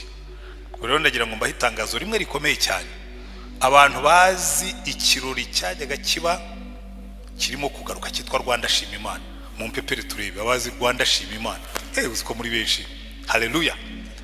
Reka ndebe abantu bageze muri stade Amahoro kuvaho yubakiwe ikagirwa nshya. Abana nibo bakeye. Ngiye rero kubereka ukuntu muzajya muri stade bitabaruhije kandi bikaba ryohera. Ku itariki ya 29 z'uku kwezi kwa 9, mbese n'ukwirenza icyumweru gitaha igikurikiyeho, guhera saa 5 kugeza saa 12, stade izaba ikinguriwe abakristo kandi kwinjira n'ubuntu. Ariko murabyumva, kwinjira n'ubuntu. Nubwo ubundi nta muntu ugomba gushima Imana adatuye ituro. Mwabonye ukuntu Annette yari yabiteguye neza. Muzaze mwitwaje ituro ryo kuza gutura mu giterane, ariko ubundi kwinjira n'ubuntu. N'udafite cash azaza n'umubiri gusa, nicyo gikenewe, n'umutima mwiza, azashima Imana. Kuri 29 z'ukwezi kwa 9, ubundi kirori bwite kizatangira saa 8. Ariko wenda ubonye kubera impamvu zimwe turangije iteraniro hano, ukavuga tusindi butegereze saa 8 reka mbe nizamukiye, uzagende rwose imiryango izaba ikinguye, winjiremo wicaremo, hanyuma urebe ukuntu stade ari nziza, ube wumva n'amafu yayo. Hanyuma mu mwanya indirimbo zitabaho, korari, mass choir, abaririmbyi batoranijwe, inyigisho z'uburyohe. Mbese ni ikirori no gushima Imana. Amen. Ubwo rero ndabararitse, uzaburayo ntazavuge ngo ntitwari twamubwiye. Hari ushobora kurata icyo kirori ukazongera kujya kuri stade, wenda perezida yongeye kurahira, cyangwa ugategereza ukwezi kwa 7 niba umunsi mukuru wo kubohora igihugu uzajya ubera kuri stade simbizi. Ubwo rero muzaprofite kuri 29 ikiri nshya, sibyo, ikiri mu masashi, mujyeyo namwe, hanyuma muramye Imana, muhimbaze Imana, mushime Imana kuri 29 saa 8. Amen. Hanyuma ariko buriya rero akeza karigura. Umuntu uzashaka gukoresha inzu y'igitangaza yitwa Kigali Arena, murayizi nayo yegeranye na stade, yicaza abantu nk'ibihumbi 10, miliyoni 70 ugomba kuba uzikoreye kugira ngo uyifate.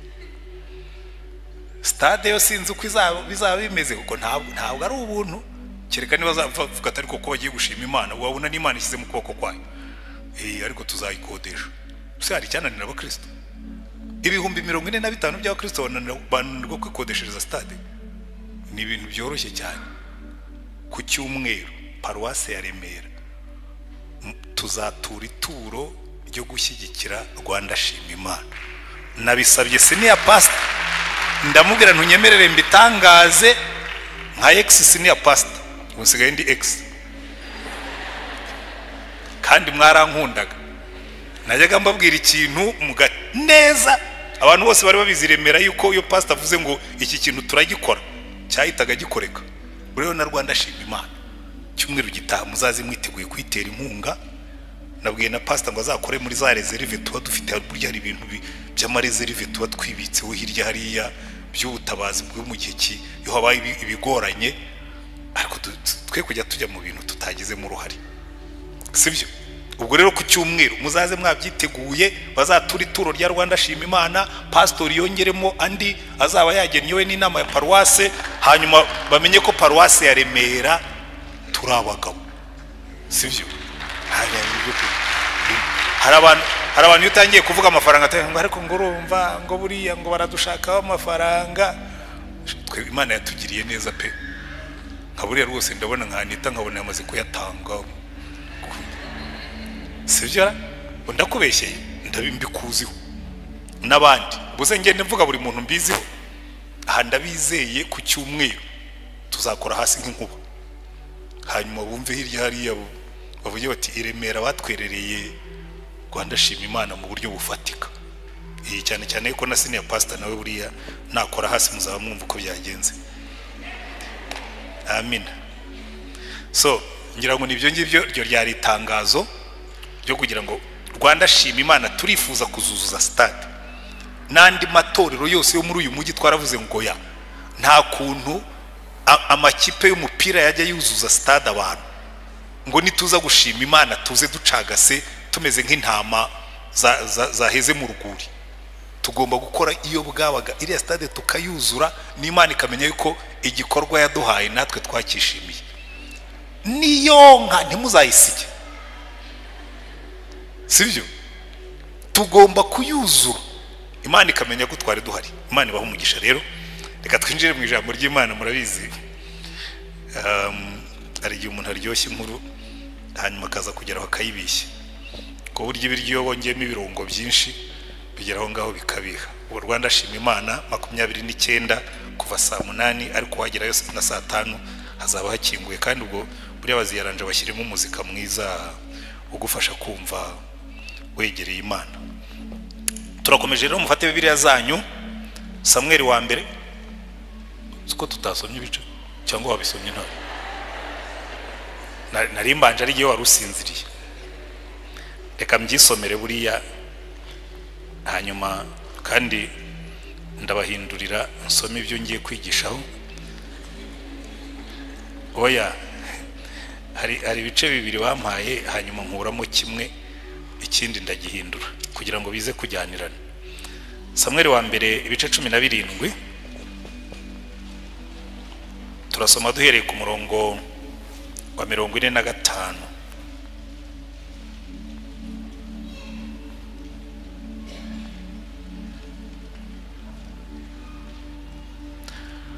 Dawidi abwira Umufilisitiya ati wanteranye inkota n'icumu n'agacumu, ariko jyewe nguteye mu izina ry'Uwiteka Nyiringabo, Imana y'ingabo za Isirayeli wasuzuguye. Uyu munsi Uwiteka arakungabiza nkwice nguce igihanga, kandi ndagaburira ibisiga byo mu kirere n'inyamaswa z'inkazi zo mu ishyamba, intumbi z'ingabo z'Abafilisitiya, kugira ngo bo mu isi yose bamenye ko muri Isirayeli harimo Imana, kandi ko iri teraniro ryose rimenye ko Uwiteka adakirisha inkota cyangwa icumu, kuko intambara ari y'Uwiteka kandi ari we uzabatugabiza. Nuko Umufilisitiya ava aho yarari aza guhura na Dawidi. Dawidi ahuta yiruka yerekeye ingabo zabo ngo ahure n'Umufilisitiya. Dawidi akaba mu mvumba ye akuramo ibuye ararirekera, ariko cora Umufilisitiya mu ruhanga ririgitamo yikubita hasi yubamye. Ko niko Dawidi yahanguje Umufilisitiya ibuye ry'umuhumetso, aramunesha aramwica, kandi nta nkota Dawidi yari yitwaje. Dawidi aravuduka amuhagarara hejuru, asingira inkota ye, ayikura mu rwubati rwayo, aramuhorahoza rwose, ayimucisha igihanga. Nuko Abafilisitiya babonye intwari yabo ipfuye bariruka. Amen. Cyo nicyo gice cya mbere dusomye. Icya kabiri turagisoma mu Befeso ibice 6. Abefeso ibice 6 turahera ku murongo w'10 tugeze ku murongo wa 14 wa 13. Ibisigaye mukomerere mu mwami no mu mbaraga z'ubushobozi bwe bwinshi, mwambara intwaro zose z'Imana kugira ngo mubashe guhagarara mudatsinzwe n'uburiganya bwa Satani, kuko tudakirana n'abafite amaraso n'abafite umubiri, ahubwo dukirana n'abatware n'abafite ubushobozi n'abategeka isi y'umwijima n'imyuka mibi y'ahantu ho mu ijuru. Nuko rero mutware intwaro zose z'Imana kugira ngo mubashe gukomera ku munsi mubi, kandi murangije byose mubashe guhagarara mudatsinzwe. Haleluya. Amen.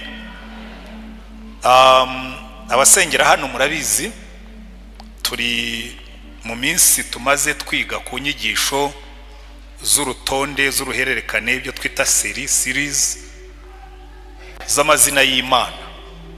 Haleluya.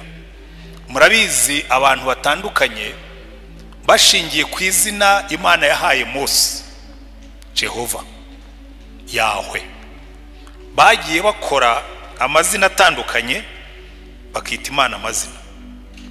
Aburahamu ku musozi wa Moriya agiye gutamba umuhungu we, hanyuma Imana iramutabara imuha isekurume yo gutamba, hanyuma aho hantu ahita Jehova Jayire, Yehova Yire ko tuyita mu Kinyarwanda, Uwiteka Imana ituma biboneka. Mu yandi magambo, Imana itugaburira, Imana idutunga, Imana itubeshaho. Haleluya. Umukozi w'Imana Mose bararwana mu kibaya cya Refidimu, ahagarara ku musozi, yazamura amaboko, Yesu akanesha, yamanura amaboko, Yesu akaneshwa. Hanyuma ageze bamufata amaboko ngo Yesu atsindisha abamarayika inkota, arangije yubaka igicaniro, arakibatiza cyita Jehova Nisi, Imana ibendera ryacu, cyangwa Imana ihora iturwanirira. Haleluya. Hanyuma Gideyoni yicaye munsi y'igiti cy'umwera arimo gusekura ingano mu muvure, Imana iramubonekera, ariko amaze kumenya ko ari Imana aravuga ati ndapfuye. Imana iramubwira ati ntacyo uri bube.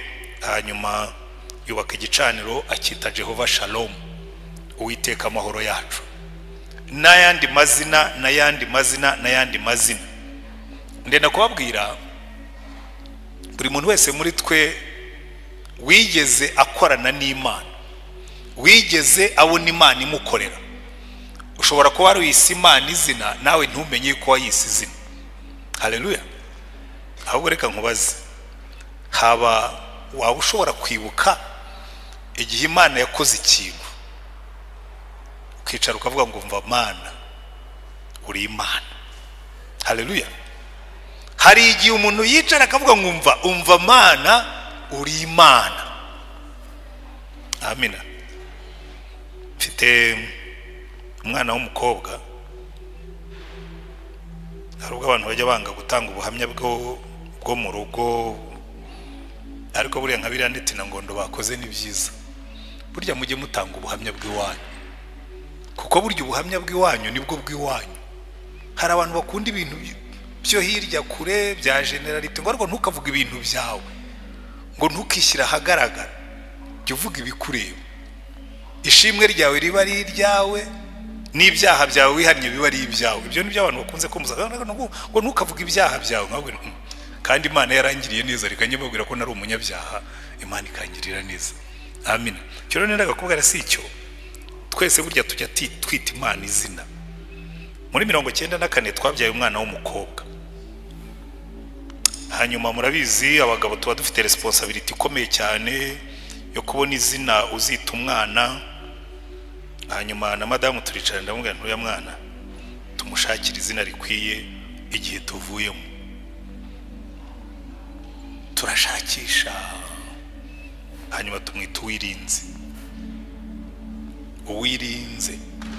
Hari abantu bajya basoma izina rye wenda nk'iyo yanditse ku bipapuro bakamwita Uwirinze. Ni Uwirinze, kuko twabonye Imana irinda umuntu. Imana ikakurinda, ibintu bikaza ukabibona, bombe zikagwa zikagucaho. Umva, ku itariki ya 19 z'ukwezi kwa 4 twari hariya muri stade. Ubugeti yanjye sinzongera kuyimenya, barazihindaguye. Najyaga njyayo kuri 19 z'ukwezi kwa 4, najyaga njya hariya nkicara munsi ya iskariye ya 6, niho twabaga. Nkibuka bombe igwa mu metero 2 aho nasengera. Nari nicaye ndimo gusenga saa 12 n'igice za mu gitondo, kubita igikompora kiraza kigwa mu metero 2 zaho nicaye nka hariya. Amayekara yose agenda agana hirya, ntiyagaruka hano. Igihe tukivuga ngo baraturashe mu 8 barasamo, mu 10 barasamo, muri 12 barasamo, byo biza biri on target. Hanyuma byose birangiye ndavuga ngo twabonye ukuboko kw'Imana iturinda. Haleluya. Umwana twabyaye tumwita Uwirinze, Uwimana irinze. Ukajya umenya ngo Imana ni umurinzi wanjye, agahora ari urwibutso. Washobora kutabimenya kuko yarataravuka, ariko giye iyo murebye ndavuga ngo uzahora uri reminder yo kuri resulta y'uburinzi bw'Imana, kuko Imana itaturinda ntawe yaravutse. Amen. Wigeze uhura n'Imana uyita izina? Wigeze ugira ahantu Imana yagusanze iteka ryose wahasubira ukumva Imana irongeye ibaye nshya kuri wowe, ukavuga ngo ya Mana twahuriye aha ngaha? Hari Imana yo ku migezi, hari Imana yo muri stade, hari Imana y'ikabuye. Twarayikabuye hasaga nabi, ndicara numva byiringiro biraheze, ndicara nzamurijwe mbwira Imana ngo Mana n'ahantu hasa naha urahari. Iyo nyuzi ikabuye iteka ryose ndeba ahantu icyo kirundo cy'amatafari cyari kiri, nkumva na parika imodoka nkagenda nkongera nkahicara, nkongera nkumva ijwi ry'Imana ryambwiye ngo nuca mu muriro ntuzashya, nuca mu migezi ntizagutembana, nuca mu mazi ntazakurengera kuko ndi kumwe nawe. Haleluya. Baburahamu bari bafite imisozi yabo, ba Mose bari bafite imisozi yabo, natwe dufite yacu. Ni nabyo njya mbwira abantu bavuga ngo ariko ngo kuki musenga ngo Imana ya Isirayeli? Ngiye sinyasenga Imana ya Isirayeli, senga Imana y'u Rwanda kuko niho nahuriye nayo. Imana ya Aburahamu niyo Mana ya Rutayisire. Yabaye Imana yawe ariko Mana ya Aburahamu, Mana ya Isaka, wajya uvuga ngo Mana yanjye. Iyo niyo nzi. Aburahamu yarazi Imana ye, nanjye nzi yanjye kandi nimwe. Ariko bakunda kwisengera Imana ya Aburahamu na Isaka na Yakobo, ngo ujye mukomeza ntacyo bizayitwara. Ariko ujye nkunda kwivugira Mana yacu, ya yindi twabonye cyagiye. Sibyo ra? We ntiwayibonye? Hari abantu njye ndeba nka wenda ntabwo wayibonye. Hari abantu tuba tubiziranyeho, twarayibonye, twabonye Imana igenda, twumvise Imana ivuga, tuyita amazina. Haleluya. Rero nagira ngo uyu munsi tugiye kwiga, kandi buriya niba warigeze kubona Imana mu buryo nk'ubwo ngubwo mbabwira, hari ikintu kimwe kinezeza, kuko ibyo wahuye nabyo kirya gihe ushobora kutazahura nabyo bundi bushya, ariko uzahura n'ibyenda gusa nabyo. Uzahura n'ibigutera ubwoba, uzahura n'ibigukanga, uzahura n'ibigukangisha, uzahura n'ibikwihebesha, uzahura ni hanyuma wibuke ngo ya Mana twahuye hahandi. Iyo niyo Mana nzakorera. Ya Mana wahuye nayo cya gihe iracyari ya yindi. Ya Mana wahuye nayo ikakurinda iracyari ya yindi. Ya Mana yaguhaye ibyo wari ukeneye iracyari ya yindi, yo ntihinduka. Niyo mpamvu mu izina ryayo yaravuze ngo izina ryanjye ni ndiho. Ni ukuvuga ngo simpinduka, nta n'umugambi ifite wo guhinduka, nta n'igishobora kumpindura. Haleluya. Iryo zina rigumaho. Uyu munsi ndagira ngo nihute twige izina dufite uyu munsi ryitwa Uwiteka Nyiringabo, Jehova Sabaoti. Uwiteka Nyiringabo. Muzi nakoze ubushakashatsi muri Bibiliya, nsanga mu mazina yose abantu bahaye Imana irigaruka kuruta yandi yose ni iringiri. Nimufata Bibiliya za abafite telefone zirimo Bibiliya, uze kujya mu ishakiro ushyiremo ijambo Nyiringabo, uraza gusanga riza inshuro zirenze 150. Ushatse Jehova Jaire, Jehova Jire, Jehova Nisi, Jehova Shalom, Jehova Rafa, uzasanga wenda rizamo rimwe cyangwa kabiri, ariko ntabwo rigera mu 150. Izina ry'Imana riza kuruta yandi ni Uwiteka Nyiringabo. Haleluya. Buriya rero iyo abantu bagiye bita Imana izina bakarigarukaho wagombye kubitekereza cyane. Nasubiye inyuma ndashaka ariko kuki abantu bakunze muri Bibiliya mu isezerano rya kera. Ubwa mbere tubona iryo zina ritangira ku gice cya mbere cyo muri Samuel wa mbere, ariko guhera kuri Samuel wa mbere, mbere ya Samuel wa mbere nta iryo zina uribona, ariko guhera kuri Samuel wa mbere riragaruka no mu bahanuzi kurinda bigera kuri Maraki, yitwa Uwiteka Nyiringabo. Kandi biratangaje cyane. Nasubiye inyuma nshakisha ingabo z'Uwiteka, nsanga ari nyinshi pe, zirimo amatsinda 3. Itsinda rya mbere ni ingabo zo mu ijuru, kandi Bibiliya itubwira ngo mu ijuru Imana ifite abamarayika uduhumbi n'agahumbagiza. Mbese Yohana yarababonye ananirwa kubabara. Muze kureba mu byahishuwe ibice 5. Reka wenda mpabasomere kugira ngo twihute. Mu byahishuwe ibice 5 Yohana yabonye mu ijuru umurongo wa 11 aravuga ngo ndareba numva ijwi ry'abamarayika benshi bagose ya ntebe na bya bizima na babakuru, umubare wabo wari inzovu ubundi ni 10,000.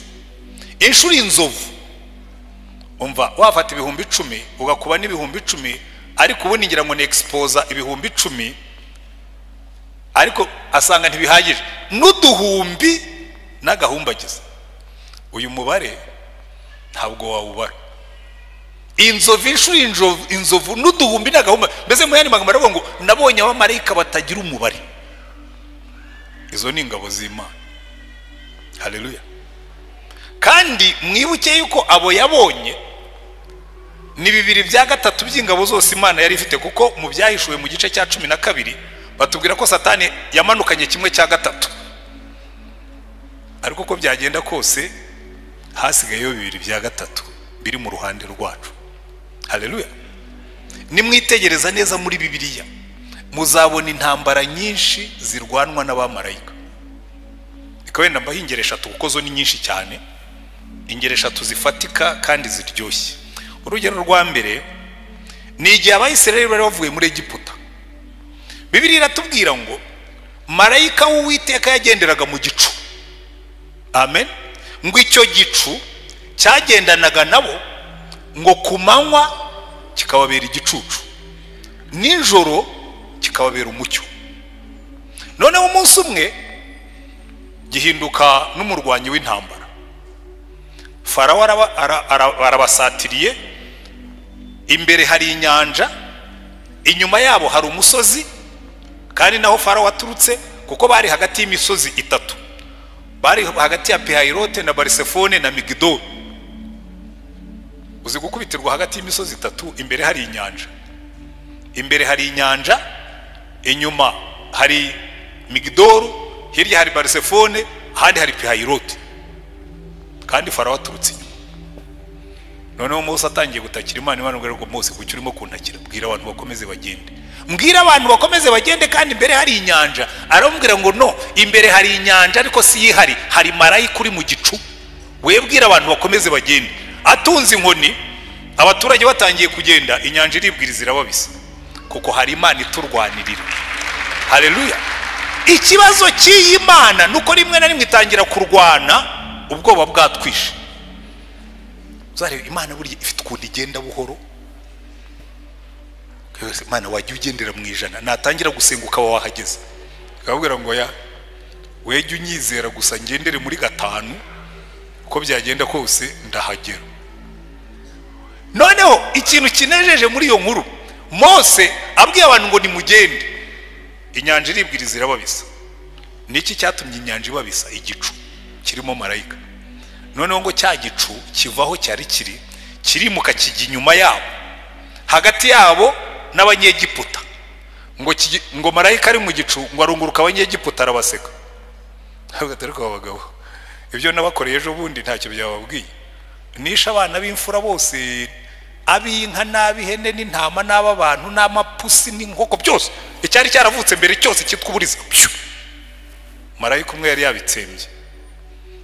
Hanyuma ngo abwira Abayisiraheli mwebwe mugende, acana fare ndende ngo arabamurikira. Hirya ku ruhande rw'Abanyegiputa arazimya, haba umwijima. Barakomeza baragenda, marayika bareba, ubwo ahagaze hagati arimo arabareba baza, avuga ati rwose ko abantu bihebye. Ntabwo abonye bageze mu nyanja neza, abwira amazi ngo nimumanuke mwongere musubirane. Imana ibwira Mose n'Abisirayeli ngo Abanyegiputa mwabonye uyu munsi ntimuzongera kubabona ukundi. Haleluya. Abanyegiputa mwabonye uyu munsi ntimuzongera kubabona ukundi, kuko uru rugamba nijye uri bururwane mudafashe ikintu icyo ari cyo cyose. Kandi yararurwanyira rurangiza. Marayika umwe uhagaze mu gicu. undi munsi umwami witwa Senekeribu araza aridodomba tuka Imana agira guterwa Imana n'agateruza aka kagabo kigerezaho koko nta nubwo kigiye kubyababanjirije.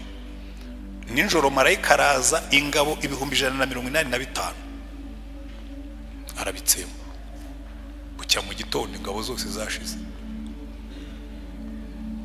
urugamba marayika rurangiza. Rero iyo wavuze ngo Uwiteka Nyiringabo, reka mba urundi rugero rumwe ko nari nabasezeranije 3. Mwibuke igihe Yosuwa yaragiye gufata umujyi wa Yeriko, haje marayika mu gice cya 6 cya Yosuwa. Marayika araza hagarara ahantu afite inkota mu ntoki, ariko yaje mu isura y'umuntu. Yosuwa nka generali mukuru w'ingabo aravuga ati byari byose nigiye ugomba kuvugana n'uriya mugabo uje yitwaje inkota akazagana ikigo cyacu. Araza muhagarara imbere yo kwema inkota ye nawe aravuga ati uraje ngo turwane cyangwa uje kudufasha? Marayika aramureba aramuseka, nawe yewe ubanza ukuremo ibyo bikweto byawe ko ndabona biriho n'ivumbi ryinshi, kandi aho hantu uhagaze ubwo uri imbere yanjye nahera. Yesu aravuga ati karabaye, ngo akuramo inkweto yikubita hasi ararambarara. Marayika aramubwira ngo ubu rero ngewe nje kuba umugabo w'ingabo z'Uwiteka. Yosuwa nibeshya yuko aje kuba umugabo w'ingabo za Isirayeli, aramubwira no nje kuba umugaba w'ingabo z'Uwiteka. Bivuga ngo urugamba rw'Iyeriko rwarimo amatsinda 2 y'ingabo, izarwanaga zigaragara n'izarwanaga zitagaragara. Haleluya. Ubibwirwa n'iki ko harimo ingabo zitagaragara? Icyambere marayika niwe watanze strategy y'urugamba, aramubwira ngo mugende muzenguruke Yeriko mwambaye agapfukamunwa nta kuvuga. Buryo natekereje impamvu Imana yabujije Abisirayeli kuvuga bazenguruka Yeriko, nsanga yari ifite impamvu. Iyo abantu batangiye kuvuga bavuga ibiteye ubwoba, iyo abantu batangiye kuvuga bavuga urucantege.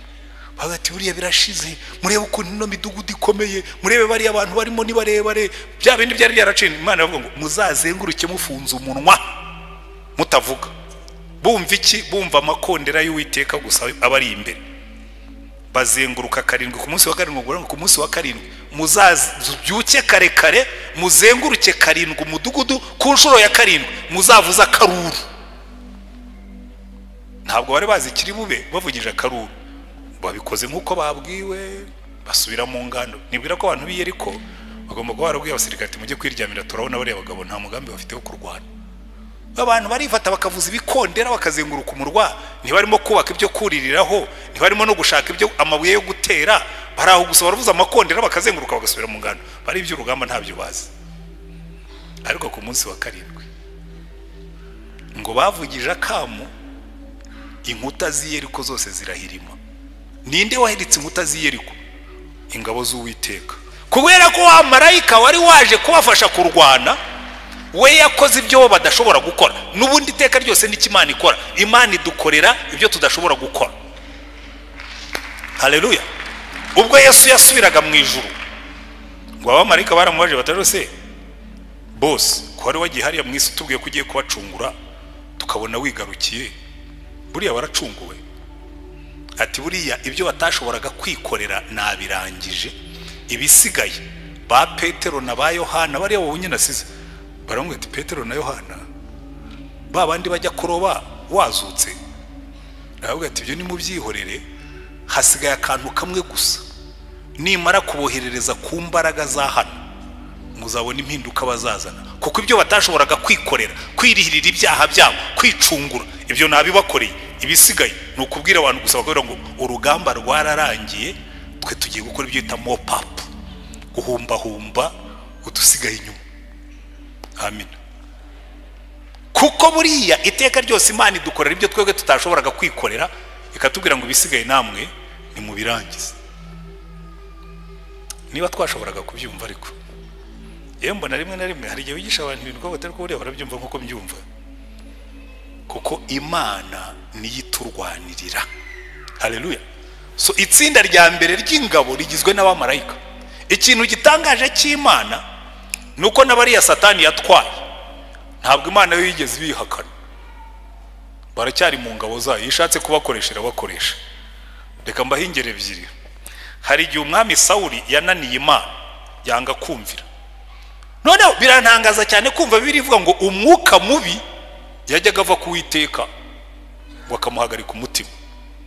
Imana igafata umwuka mubi kajya guhagarika umwuka wa Sawuli, umutima wa Sawuli n'amadayimoni. Mwibuke mu gihe cya Ahabu, Imana ngo yakoresheje inama mu ijuru iravuga ngo ariko ninde wakoshyushya uriya mugabo witwa Ahabu, ndambiwe ibyaha bye, agaterera Moti Galeyadi akagwayo. Noneho Mikaya aravuga ngo nabonye imyuka y'ibinyoma iteraniye imbere y'Uwiteka, iravuga ngo duha uburenganzira tugende tumushukashuke. Ngo Imana irayibwira ngo nimugende. Ngo imyuka iragenda ijya mu bahanuzi be. Igitangaje nuko Mikaya yarabivuze koko, aravuga ati abahanuzi bawe ni wongo tu, ni ibinyoma. Ngo ati ngaho noneho wowe vuga iby'Imana yagutumye. Ati Imana yambwiye ngo izi ngabo zimeze nk'impehe zitagira umutware, nibisubirireyo. Abwira Yehoshafati ngo sinakubwiye uyu mugabo ntajya ampanurira ibyiza, ngo mugikubite mu gihe amazi y'agahimano kugeza igihe nzagarukira. Aramuga ati ndahiye Uwiteka Imana nkorera, nugaruka Imana izaba itaravugiye muri jewe. Ntiyagarutse. Kubera iki? Hari imyuka n'imyuka mibi ntakishobora gukora Imana itayihaye uburenganzira. Haleluya. Kuko Uwiteka ni nyiringabo na ziriya arazitegeka. Itsinda rya kabiri, kuko ibyo yaremye byose Imana ibikoresha uko ishaka. N'amadayimoni gitarayashyira mu muriro igihe gitembera, iravuga tukefayine igihe mu gitembera mu bwatsi bwanjye, ubwo muri abagaragu banjye. Kuko Imana ni umwami, ni nyiringabo, ariko ni na nyiribiremwa. Ibintu byose biriho ni ibyayo kandi bikoresha uko ishaka. Nibyo byigometse, wowe tushaka nubwo wigometse uranyumvira kuko ni nkutegeka uragenda. Iyo niyo Mana yacu, Jehova Sabaoth, Uwiteka nyiringabo. Amina. Ubwoko bwa kabiri bw'ingabo ni nabwo buteye ikibazo, ni twebwe. Ariya magambo twasomye yo mu Befeso, Imana twe idufata nk'abasirikare, ikavuga ngo mwambare intwaro zose z'Imana. Ubundi umuntu yambara intwaro ari umusirikare agiye kurwana. Mwambare intwaro zose z'Imana kugira ngo mubashe guhagarara mudatsinzwe. Niyo mpamvu rero mbabwira ni buriya ubwoko bw'Imana, abera b'Imana ni ingabo z'Imana, ariko muri biriya byose turi bubone nizo ngabo zikojeje isoni. Umva, ubundi ikintu kimwe kiranga ingabo zirangwa na obedience, no kumvira amabwiriza. Ingabo zigendera kuri gahunda, niyo umurimo wabo ukomeye zirumvira, niyo haba ari ninjoro zirumvira, niyo haba ari mu mvura zirumvira. Abarimo hano babaye mu gisirikare bashobora kubivuga kundusha. Ingabo ubundi ikintu cya mbere kiranga ingabo nyangabo ziyubaha, zirangwa n'ikintu cyitwa discipline na obedience. Iyo ufite ingabo zigenda uko zishakiye, nta ngabo ziba zirimo, ibyo ni akajagari. Ariko twebwe muzarebe, turabona ingabo za Yesu koko, uretse ko hari n'abitirira iryo zina. Kera twajyaga turirimba korasi, none ntitukirimba kuko hari ababyitiriye bakora ibintu by'amafuti. Si ibyo nababwiraga, biyise ingabo za Yesu z'abanyamafuti. Ariko reka mbereke, izi ngabo kategori 2 nizo Imana ibwira ibintu zikajya impaka. Ubundi nta musirikare ujya impaka na boss. Iyo afandi mukuru yavuze ngo murajya hariya, niyo umva. Jewe nitegereje abasirikare mu gihe cya genocide n'intambara yo kwihagarika, bari abantu narabatangariye. Twabaga hariya muri stade, umusirikare umwe sinzi n'izina rye cyakora isura ye nari nyizi. Icyo gihe bazaga niho ari no kumenya na ranka ye, babaga bameze nkatwe baba civilian. Inkotanyi icyo gihe zibwira ngo bambaraga bitandukanye. Uwo nguwo rwose yazaga yiyambariye, ariko bene wabo bari babizi ko ari afandi. Aravuga ati hari imbundi yari iri hari haruguru, hariya zanu, iriya mbunda ndayishaka kuko mu mwanya hari order baduhaye yo kujya gufata rebero. Iriya mbundi igomba kubanza ikavamo. Baragiye nyuma y'isaha barazavuga ati byanze. Ati nababwiye ngo ntibishobora kwanga, mufata abandi musubiriyo ndayishaka. Bagarutse bayizanye. Kuko niyo byaba bikomeye, iyo uri umusirikare nyamusirikare nta impossible ibamo. Niyo mwagenda mugakomereka babaha abandi kugeza igihe iyo target igerwaho. Ariko muzarebe twebwe turiyorohereza. Ariko urumva ibintu barimo kutubwira ngo nitureke gusambana, ngo nitureke gukunda ibintu ubundi biri simple. Twebwe ingabo za Yesu umva nizo ngabo zitagira gahunda, nizo ngabo zitagira discipline, nizo ngabo zikorera ibyo shebuje yazibujije kandi zigakomeza zisa n'iz'ibihugu bimwe na bimwe nashaka kuvuga mu mazina. Ingabo zitagira discipline.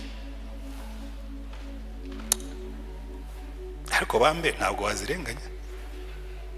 Uriya mu byo nize, ngewe nize ibintu bya leadership, barakubwira ngo ingabo zose zigenwa cyangwa zigengwa na kadete abofisiye bazo bizemo. Iyo ufite abasirikare bakuru bigiye muri kadete za wongo z'amafutifuti, ugasanga pastori ni utanga urugero rw'ubusinzi, ugasanga ni ukabakaba, ni ugira gute, nta kuntu ingabo zitazasa nawe, kuko ingabo zose zisa n'umutware wazo. Ariko icyo nicyo kibazo cy'izi ngabo. Kategori de y'ingabo nizo ngabo zirwana hagati yazo zikumva ari normal, kandi shebuja yazihaye akazi bajya gukora, bafite brigade ya 400 igomba kungikanya ni ya 405, zirahindukiye intwaro babahaye bararasanye, kandi shebuja bari ntibanagire n'isoni bakamugaruka imbere. Uriya nkunda ukuntu basogokuruza batozaga abasirikare babo. Umwami witwa Ruganzu yari afite ingabo zitwa ibisumizi, hanyuma bavuye gutera hirya iriya bamurasa mu jisho arapfa. Ibisumizi baravuga ati ntabwo dushobora kubaho umwami wacu yapfuye, bose bariyahura. Ati no nta kuntu twazabwira abanyarwanda ko umwami wacu bamwishe duhari. Ariko bari bamurasha umwambi, so uko ingabo zari zananiwe kumurwanirira, umushi yahagaze mu giti amurasa mu jisho, umuntu arapfa. Na Rwabugiri niko yapfuye. Buriya bari abantu birigiriye urukundo batumazeho abami, abibihanganye bose bishwe n'imyambi y'abashi n'abanyabungu. Ariko icyo nenda kubabwira si icyo ngicyo. Urumva baravuga ati no ibi ntabwo dushobora kubyemera ko bibaho. Ariko twebwe usanga uyu nguyu ngo niki ntashobora gufatanya n'uyu no mu itorero rimwe, ugasanga niyo turi no muri paruwasi imwe nka hano, ugasanga dufite senior pastor ariko erezo makwani Remera bidahari, senior pastor ntashobora kuvugana na Oderi. Ndabitanga urugero kuko hano ni iwacu kandi nzi ko bo nta bihari, ariko ngira ngo murabizi haraho bijya biba, kumva za bombori zihora ukavuze izi ngabo ni bwoko ki? Izi ngabo zambaye uniform ariko zikaba zirimo kurwana hagati yazo, ariko nazo ni ingabo zayo z'Imana. Jehova Sabaoth, Uwiteka Nyiringabo, nimbi nazo zibarize arazihanganira. Ariko buriya twagombye kuzitoza ku buryo zitozongera gukoza isoni badatabujwe. Nyine abashinzwe kadete mu byumve hirya ngaha, tugomba kubatoza ku buryo muzajya mukora ibintu bifite imbaraga kandi bifite umurongo, tukabantu bafite discipline, kuko turi ingabo z'umwami. Mwambara intwaro zose z'Imana mushobore guhagarara mudatsinzwe. Kategori ya gatatu, reka nihute ngiye kugana ku musozo. Kategori ya gatatu igizwe n'ibintu tutatekereza ko Imana ibyita ingabo. Buriya ibintu byose Imana yaremye irabirwanisha. Buriya Dawidi ajya kwica Goliyati, yaraje Goliyati aza afite intwaro, afite ingabo, afite icumu, afite agacumu. Dawidi aza afite ibuye, aravuga ati mu maboko y'Imana iri buye riraruta intwaro zose ushobora kuzana. Iyi misiri iraruta intwaro zose wazanye. Kuko Imana yo buriya hari amagambo nkunda cyane, reka tuyasome muri Yoweri ibice 2 twihuse. Imana yavuga ngo hari ibintu Imana yita ingabo zayo ugatanga roze, nibi nabyo Mana ubyita ingabo zawe, ingabo z'ibyaremwe. Muri Yoweri ibice 2 umurongo wa 25, Imana iravuga ngo nzabashumbusha imyaka inzige zariye. Inzige murazize, inzige n'ibihore. Nzabashumbusha imyaka inzige zariye niyariwe n'uburima n'ubuzukira n'akagungu.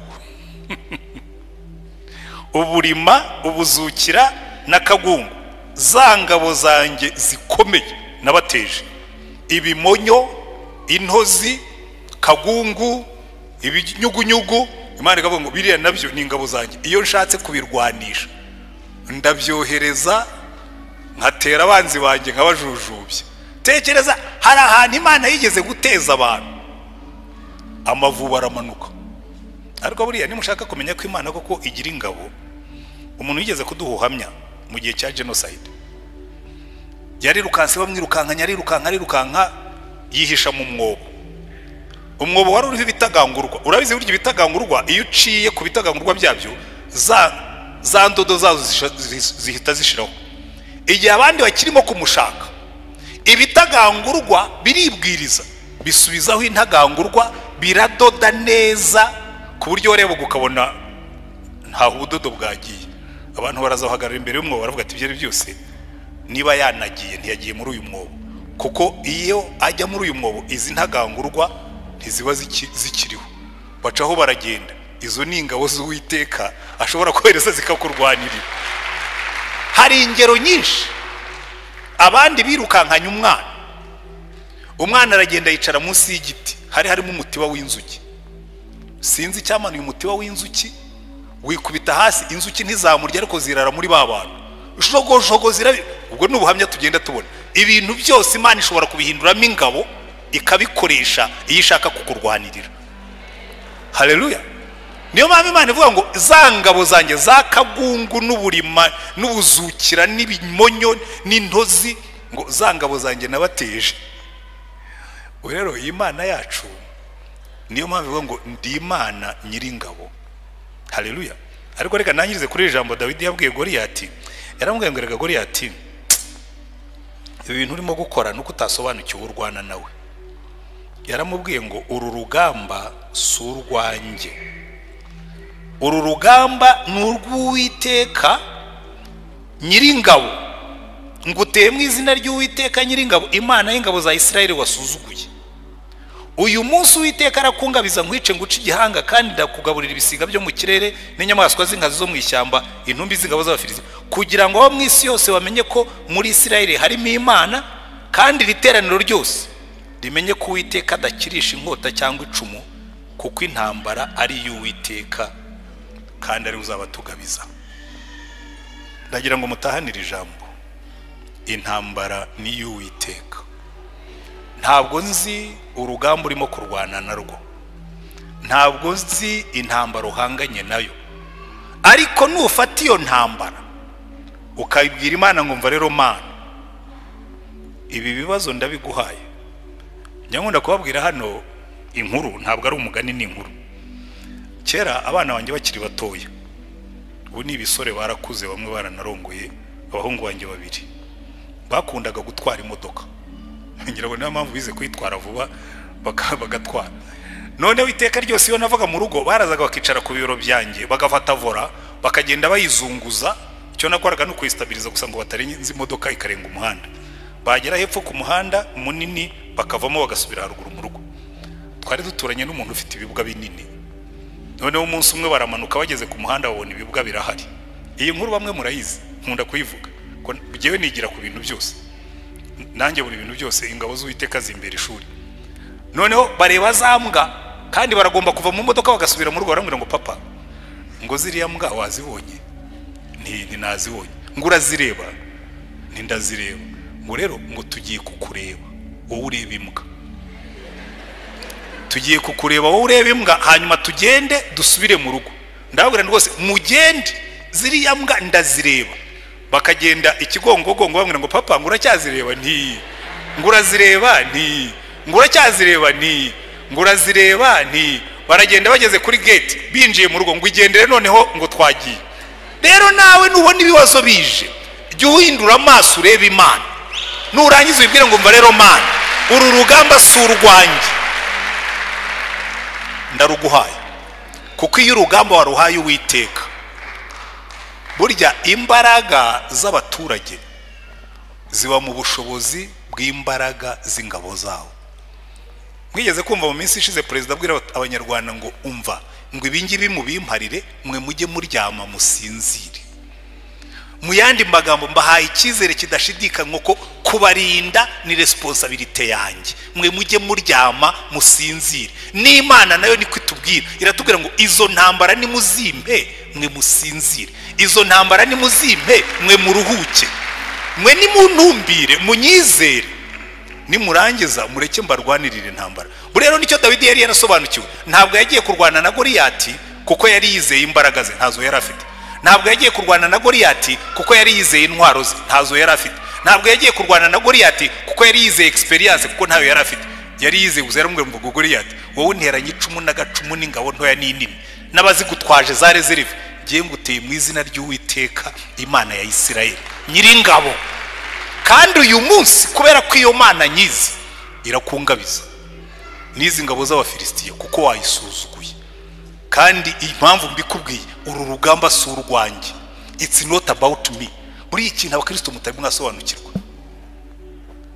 nufata ubuzima bwawe ukabuha Yesu, haleluya, n'intambara ujye uzimurekera. Ikintu nigeze mu gutumva Yesu, ubu buzima ko nabuguhaye none bakaba bashaka kubunyambura, azakubwira ati urwo rugamba si urwawe, ngiye mfite ubushobozi bwo kurinda ibyo bambikije. Nibyo Paulo yanditse aravuga ngo iyo twizeye ifite ubushobozi bwo kurinda ikibitsanyo cyacu. Amina. Wowe ujye urinda ibyo yakubikije, urinde gukiranuka kwawe, urinde kwizera kwawe. Hanyuma nurangiza umubwire ngo noneho ibisigaye watch over me, ubu buzima ndabukwihereye uburinde. Imana niguha akazi, yewe murambe babwira ntimugire ngo ni bya bindi abantu bavuga ngo oya noneho nta n'impamvu nawe mfite ko nta nyungu kifitemo. Buri Imana niguha akazi ujye uyubahisha ibiva mu kazi kawe, ariko nurangiza ugashingana ubwira Imana ngo rero Mana aka kazi niwe wakampaye, nzajya nkakubahisha ariko nawe ukarinde. Nubona abantu bagutwariye akazi ubwo izabiguhaya kandi bizabiguhaya kandi ibyo guaranteed ndabikubwira. N'ufite business jya ukuramo ibyo wubahisha Imana, kuko ubwo muzaba mwacanze umutungo. Utumva rero Mana jewe dore iki cya 10 nkuzaniye, ariko nawe sinya mbibabwira ngo nutanga icya 10 ujye ukivugiraho, ariko nawe undindire business, uyirinde abanyamashyari, uyirinde ingegera n'ibisambo, uyirinde abesukuro, ariko nanjye nzajya nkubahisha ibyo umpaye. Uzaba uzi ngo iyi Mana iyi business nayihaye niyizayicunga, kandi iryo ni isezerano ryayo. Urugamba si urwawe n'urwayo. Jehova Sabaoth, Uwiteka nyiringabo, Imana iturwanirira. Amina. Umutekano w'abaturage uva muri discipline n'ubushobozi bw'ingabo z'igihugu cyawo. Urumva buriya umuntu wagira security, abanyamerika bo, iyo umunyamerika agiye ahantu arabanza akiyandikisha muri ambasade bakamenya ko hari, kandi bigira umumaro. Twigeze kujya Sierra Leone, reka ndangirize kuri iyo nkuru dusenge. Noneho tugezeyo tumazeyo iminsi 4, twari hamwe n'abanyamerika twagiye kwigisha abanyamasengesho baho. Intambara iraturika hagati witwa Paul Kuruma n'uwitwa Fodesango. Intambara iraturika mu mujyi. Abanyamerika kubera ko yari yandikishije kuri ambasade bahise bohereza imodoka yo kuri ambasade izaho twari turi, bati tuje kukujyana. Batanze itegeko ngo tweva ko abanyamerika bose. Aravuga ati ntabwo nshobora gusiga abagenzi banjye n'igihe wabazanye. Bavuga ati uko byagenda kose bazane nabo tubajyane. Turagiye badukubita mu ndege ya UN, baratwambutsa batujyana hakurya Conakry, kubera yuko hari abaturage bafite umutekano kuko ingabo zabo zihora ziri maso. Amina. Imana yacu reka kugira ngo izi ngabo zose ziri mu service kandi ndiso. Umutekano wawe ni responsibility yanjye, ariko icyo ugomba gukora ugomba kubuzwi ko hari. Amen. Ugomba kubuzwi ko hari, hanyuma hasigaye nawe ukaguma munsi y'igicucu cy'isumba byose aho turindirwa. Jehova Sabaoth, Uwiteka nyiringabo. Wenda wicaye mu no munsi ufite intambara nyinshi urimo kurwana, ibintu birakugoye pe, birakuruhije, birakunanije, ariko uyu munsi ndakubwira ngo fatira ijambo rigira iryawe ngo uru rugamba si urwawe, rufata urwegurira Imana. Nuzicara mu kazi urimo gukora ukabona abantu rwose akazi kawe wakundaga abantu barimo baragashaka, barimo barakanuganuga, ujye wicara uvuge ngo hari ikintu kimwe nzi, hari Imana indwanirira indebereraho jye ntareba, nicyo nyikundira. Amen. Iyo ufite imyaka nk'iyanjye hari byinshi waramenye ku Mana, ubona nakomeza nkarondogora nkomeje, ariko hari ikintu kimwe nzi, hari ijambo Imana yagize kumbwira ngo ntukavunwe n'ibyo utabona. Ibyo utabona nzajya mbikurebera, ujye wita ku byo ureba kandi bikugoye ujye ubimpereza, hanyuma ibyo utabona aho nzajya mpakubera. Umuntu akaza kuvuga ati abantu barimo ngabaganira, ntabwo bwebwe mubizi ibyo ngibyo Imana yarambwiye ngo sinkabitindeho, yo irimo irabireba. Papa urebe ziriya mbwa, twe turakomeza tukurebe, Imana izakureberera aho utareba naho udashobora. Jehova Sabaoth. Reka dusenge Imana, ariko niba urimo ukaba ufite intambara zirimo kukugora, reka ngufashe kuzisengera. Tubwire iyo Mana yiyemeje kutubera Imana nyiringabo, uturwanirira intambara. Zamura ikiganza ariko nawe banze urebe uvuge ngo ariko ubundi iyo nsaba Imana, erega buri iyo tutajyana n'uwo munyamerika ntabwo tuba twaravuye Sierra Leone. Twakijwe nuko dufite umunyamerika kandi nawe yari yandikishije kuri ambasade babizi ko hari. Iyo tutagira umunyamerika twebwe ntawe ari kutwevaka, icyo gihe u Rwanda rwari rutarakomera nkuko dukomeye uyu munsi. Rero reka mbabwire, banza wiyandikishe mu bana b'Imana, hanyuma narangiza ujye ubwira Imana ngo Mana papa ziriya mbwa zirebe, jyewe ndakomeza nkuhange amaso, hanyuma dusenge Imana. Niba wumva washaka kwakira Yesu uyu munsi, kuko ijambo ry'Imana yatubwira ngo abamwizeye, abamwakiriye bakizera izina ryabahaye ubushobozi bwo kuba abana b'Imana, aho niho duhera. Ariko niba warakiriye Yesu ukaba ufite n'intambara, niyo waba utaramwakira ukamwakira uyu munsi kandi ufite n'intambara, byose mubwire tumva rero Yesu ndiyandikishije, ariko guhera uyu munsi izi ntambara ndaziguhaye. Uwumvise umwuka avugana nawe uzamura ikiganza aho uri, dusenge Imana. Turagushimye Mwami Imana yacu, iri zina abahanuzi bararikwise, iri zina bana barisubiyemo, iri zina ba Dawidi barisubiyemo, iri zina abami basenga bararivugaga, n'uno munsi natwe turacyarivuga, uri Uwiteka nyiringabo. Ingabo zose z'ijuru, ingabo zose z'isi, n'ibyo waremye byose ushobora kubidukoreshereza kugira ngo turengere. Ndasengera abantu bose bicaye mu hano, abamanitse ibiganza kubera ko bashaka kubanza kwinjira muri liste y'abana bawe, abo bandike mu gitabo cy'ubugingo. Kandi abamanitse ibiganza kuko bafite intambara barimo kurwana nazo zibagoye, mu izina rya Umwami wacu Yesu Kristo, niwe wavuze ngo babiri nibahuza umutima kugira icyo basabira, muhuje umutima nabo, izo ntambara baziguhe kandi nurangiza uzibarwanirire ku buryo hazavamo ubuhamya buzahesha izina ryawe icyubahiro. Wumve gusenga dusengeye imbere yawe uyu munsi, uzugendane natwe. Jehova Sabaoth, Uwiteka nyiringabo, Imana idukunda, Imana itubereye umubyeyi, kandi Imana yiteguye kuturwanira mu bihe byose. Uhabwe icyubahiro, uhabwe amashimwe, natwe duhe umugisha iteka ryose tukunezerwe, mu izina rya Umwami wacu Yesu Kristo.